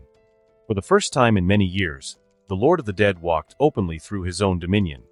And on his arms, his child, born from the union of the three realms. The core section of the underworld was unlike the desolate outskirts where sinners wailed or souls wandered aimlessly. Here, cities floated in the dark sky, tethered to one another by bridges of starlight and mist. Massive fortresses and palaces constructed from black marble and Stygian glass hovered in the endless twilight, their structures glowing faintly with runes of old magic. This was where gods, divine spirits, and great souls dwelled, a divine capital for the ruler of the dead. At the very center of it all floated the hanging fortress, a structure suspended by chains of pure divinity and divine law. There resided the seat of power, the throne of Hades, and the council halls of the 12 underworld patrons. And it was there that she felt him. Hecate, goddess of magic and crossroads, stirred from her spellwork. Her senses, sharpened by centuries of silence and sorcery, prickled with a familiar presence. Hades had returned. Lord Hades. So you finally chose to return. She looked up, and quickly, her form dissolved into a mist of starlight and shadows. In the space of a breath, she reappeared before him in the grand entrance of the floating fortress, where no guards stood, for none were needed. He walked slowly, draped in black robes that fluttered like smoke. His presence made the fortress walls pulse softly in recognition. Hecate halted, her eyes widening. "You've returned," she said with a soft smile. "Done with your experiments?" Hades inclined his head, his expression unreadable, but his aura warmer than it had been in years. Before he could speak, Hecate's gaze fell upon his arms. There, wrapped in a bundle of rich emerald cloth, was a child. A female baby. Her skin shimmered faintly with the glow of new divinity, and her dark eyes looked around the world not with fear, but with curiosity. Her breath caught. She stepped forward slowly, as if drawn by a spell. Her hands hovered over the child, not touching, but feeling something. "This child," she whispered. A current passed through her, like the meeting of two primal rivers. She felt Hades' power, the unmistakable sovereignty of death, of mortality, of primordial sky. But interwoven with it was another primal force, rich, fertile, and ancient beyond memory. The power of life, of earth, of the First Mother. Instantly, she felt an unprecedented feeling of anger and betrayal, a feeling she had rarely felt aside from when Hades would spend more time with Hera or Aphrodite than her. Or when he would enjoy the company of Demeter and Minth more than hers. A completely illogical feeling. Something she wished she wouldn't feel because it makes her depressed. "She bears your divinity," Hecate said slowly, all blooming in her voice. "But there is more. Gaia." Hades nodded. "Her name is Nycteria." The name echoed through the air as if the underworld itself had paused to listen. "Born of me and Gaia." Hecate blinked. Once again, for a brief moment, her stomach churned from a foreign feeling. Her heart beat faster, as the feeling like she was betrayed by someone she trusted the most burned intensely. She had known Hades for eons and stood beside him when he had yet to claim his throne. If he wanted an heir, then shouldn't he choose to have a child with someone close to him? Someone he could trust? Someone that remained loyal and accompanied him for everything that he's been through? Of course she wasn't talking about Hera. Nor was she talking about that love-obsessed fool. And definitely not that mint sniffer. "Why?" Hecate asked flatly. "Do you like Gaia? Let me tell you, that old hag may look motherly and gentle, but she's a total bee, a terrible person. Aren't most gods?" Hades raised a brow. Hecate has no counter to that. But once she does, oh, he's so gonna get it. Hades looked down at the child, brushing a lock of dark hair from her cheek. Damn him and his irrefutable logic. Someday, she will get her revenge. Doesn't he know that she's already burning with intense feelings of uncertain emotion? What would he feel if she chose to have a child with someone? Ugh. On second thought, better not. She's going to puke just thinking of lying with another god. Back to your question, no, I have no romantic feelings for Gaia if that's what you're asking. Hecate studied his face carefully and immediately felt a wave of relief wash over her. Come on, he should have said that earlier. And this child, what is she to you? She asked, and this time, her tone of voice was much happier. Hades met her gaze. He noticed it also but didn't comment on it. Someone important. He answered. A silence followed, not cold or fearful, but full of gravity. As if the underworld itself shifted its weight in acknowledgement. Hecate turned her eyes to Nykiria again. The infant reached toward her, fingers glowing faintly with green light. A vine sprouted from her sleeve, coiling in the air like a serpent made of blossoms. She has both your calm and Gaia's wildness. Hecate smiled. A flower blooming in the dark. Yes. Hades smiled faintly. Truthfully, I wasn't supposed to care this much for a mere child. But I guess some people really changed my mind. Hecate nodded, asking no further. Will she be your heir? Maybe. For now, I want her to see the underworld. Understand my realm. Understand my domain. Then she will walk the surface. See what the gods have done. What men have become. She gazed again at the child. A child born from the union of the three realms. This child will surely be feared. She will be, surely. Hades answered. But she will also be loved. That is why I brought her here first. To know what it is to be a vessel for others, not a tyrant over them. Hecate's gaze deepened. You seem to want her to be a great ruler. Hades said nothing for a moment. Helios asked me if what he did mattered. If I was proud. And were you? Hades gave the faintest nod. He died standing. Not for gods. Not for glory. But for his people. That is what I want Nykiria to understand. Just then, the fortress doors opened behind them, as if responding to his words. Call my patrons. I will meet with them and introduce my daughter to them. As you wished, my lord. Hecate bowed. A faint smirk appeared on her lips. His subjects will now meet with the heir of their most respected king. Hecate can already imagine the reaction of Hera and Aphrodite. The time she spent creating a spell to record and preserve events and situations was so worth it just for that moment. Will you walk with me? Hades asked Hecate. She raised her head and extended her hand toward Nykiria, who grasped one of her fingers tightly. Always. She will follow him. Until the end of her existence. In the deepest core of the underworld, where the hanging fortress floated in eternal twilight above the city of Nox, a single magical pulse reverberated across the realm. It was Hecate's call, subtle to mortals, but thunder to gods. A summoning that needed no words. Across the vast dominion of Erebus, they felt it. Hera, still wrapped in divine grace despite the age-old embers of resentment from being left to deal with all internal affairs of the underworld that clung to her heart, looked up from her chambers carved in white obsidian. She knew this call, and she did not hesitate. With a wide smile, she vanished in a shimmer of gold. Thanatos, the god of death, paused from his silent vigil among the souls of the recently departed. He whispered one last comfort to a frightened spirit before fading into shadow. Hypnos, his brother, roused from a dreamless slumber beneath a willow tree beside his personal spring. His eyes, still drowsy, opened as he let the winds of sleep lift him toward the throne. The five river gods, Styx, Acheron, Cocytus, Phlegethon, and Lethe, heard the call through the very waters they governed. Waves shifted against gravity and currents flowed in reverse, stirred by the heartbeat of their king's return. They left their domains, water trailing behind them like ribbons. Charis, draped in a blood-stained shroud, soared above the desolate battlegrounds of the damned, her fierce and bloodthirsty eyes gleaming. She followed the call without question, dragging the scent of iron with her. Eris, goddess of discord, arrived with a smirk, trailing whispers and illusions in her wake. The underworld rumbled uneasily as she moved. And finally, Aphrodite, radiant and resplendent, untamed by the darkness, gathered herself in silken petals and streaked toward the hanging fortress in a storm of pink and gold. They all converged in the throne hall, a vast, vaulted chamber of black crystal and floating sigils. At its center stood the throne of Hades, carved from fragments of the first stone that sealed the gates of death. It had remained empty for years, until now. Hades sat upon it once more. He did not speak. He did not move. But the very air around him bowed in reverence. He held a child, Nykiria, the daughter born of death and earth, wrapped in emerald cloth and glowing with a gentle light that seemed to soften the shadows around them. The 11 gods appeared in a swirl of divine motion. One by one, they materialized in the throne hall, each bearing the distinct scent and weight of their domains.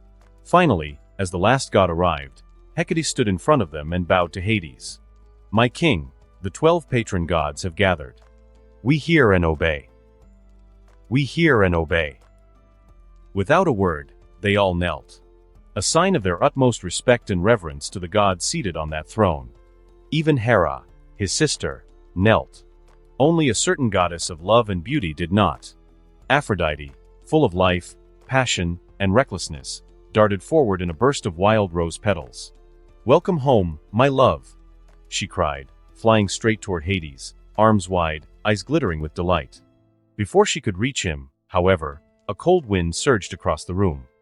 Vines of silver mist materialized midair, wrapping around Aphrodite and halting her movement inches away from Hades' throne. Hecate, still kneeling, had raised a hand with 2 fingers held upward in a silent sign. Her golden eyes glowed softly. "Compose yourself, Aphrodite," she said coolly, not looking at her, but at Hades. Aphrodite wriggled like a frustrated child. "I was just—" Thanatos stood, casting his icy gaze toward her. "You do not fly at the king of the dead as if he were a lover returned from war. You stand as his subject." Aphrodite's lips parted in protest, but seeing the unflinching stare of Hades, who remained silent, she sighed and lowered her head. "Forgive me, my king." The words tasted bitter on her tongue, but she bowed nonetheless. The mist unwrapped and faded into the stone. Hades finally stirred, eyes landing on Aphrodite as he offered a small smile. "We can spend some time alone later, just the 2 of us." Aphrodite's eyes gleamed in joy, and she sent Hades a flying kiss, much to the anger and disgust of Hera and Hecate. Hades simply nodded and swept his eyes across the room slowly, dark as the abyss, but never cruel. They lingered briefly on each face, seeing not only their form but also the weight they carried. He looked to Hera and nodded once. She inclined her head in quiet understanding. To Thanatos and Hypnos, his first companions after the Titanomachi, he gave a rare flicker of warmth. At Styx, he merely gazed. She placed a fist to her chest. Then he spoke, his voice quiet but undeniable, like the echo of a stone dropped in eternity. "I have returned. I believe you managed my realm while I was away." Hera quickly stood up and reported, "I have promoted several divine spirits into lesser gods to help lessen the workload of our workers." Hades nodded. "You did good. Thank you, Hera." "Anytime, brother." "Well." Hades raised the child to show it to the patrons. "Enough about that for now. This time, I will introduce you to my daughter, Nycteria." He stood from the throne, child in arms. Nycteria blinked as the divine lights of the hall reflected in her eyes. The hall held its breath. "This child is my daughter. Born of Gaia and me. Her name is Nycteria." Shock rippled through the hall like a tremor. Whispers stirred. Eyes widened. Even Hera, always composed, looked stricken for a moment. At the same time, she felt an endless sense of unhealthy jealousy as she, for a brief moment, glared at the child. But she soon snaps out of her thoughts and mentally slaps herself for thinking of something bad about a child. Hades' child, no less. Thankfully, they weren't married yet, or else her authority would have already made her go insane. Aphrodite, well, Aphrodite is Aphrodite. "My king. I want a child too. Please impregna, MMPHG. MMPHG. Before Aphrodite could finish her words, Hecate completely sealed her mouth shut. "Please continue, Your Majesty." Hecate looked urgent but respectful. Hades nodded. "She will walk among us," Hades continued. "Learn from us. And one day, she will rule. Not as a tyrant. Not as a destroyer. But as one who understands life and death alike." He stepped forward, allowing the child to look at the kneeling gods. "You are my patrons. You are her family. You will guide her, each in your way." Hecate rose to her feet first and walked to Hades' side. "I will teach her the mysteries between light and dark, sleep and waking, and the known and the unknown." Thanatos stood next. "And I will show her the mercy in endings." Hypnos followed. "And the power in rest." Styx stepped forward. "She will know what it means to honor her word." One by one, they all rose, pledging their role in Nycteria's life. Even Aphrodite, quieter now, walked forward and knelt again, gazing at the child. If she is to be loved, let her know love that does not burn to ash. Carice, with her ghostly voice whispered, she will learn what should be feared, and what must be endured. Eris only smiled and said, she'll know how to break the world, and how to stitch it back together. The hall pulsed as each god offered their vow. Hades looked down at his daughter, her tiny fingers clutching the edge of his cloak. A new chapter had begun in the Underworld, one not built on judgment or vengeance, but hope. And all 12 patrons, 12 forces of death, change, chaos, and love, stood behind the child who would one day inherit the balance of the world. And that concludes this episode.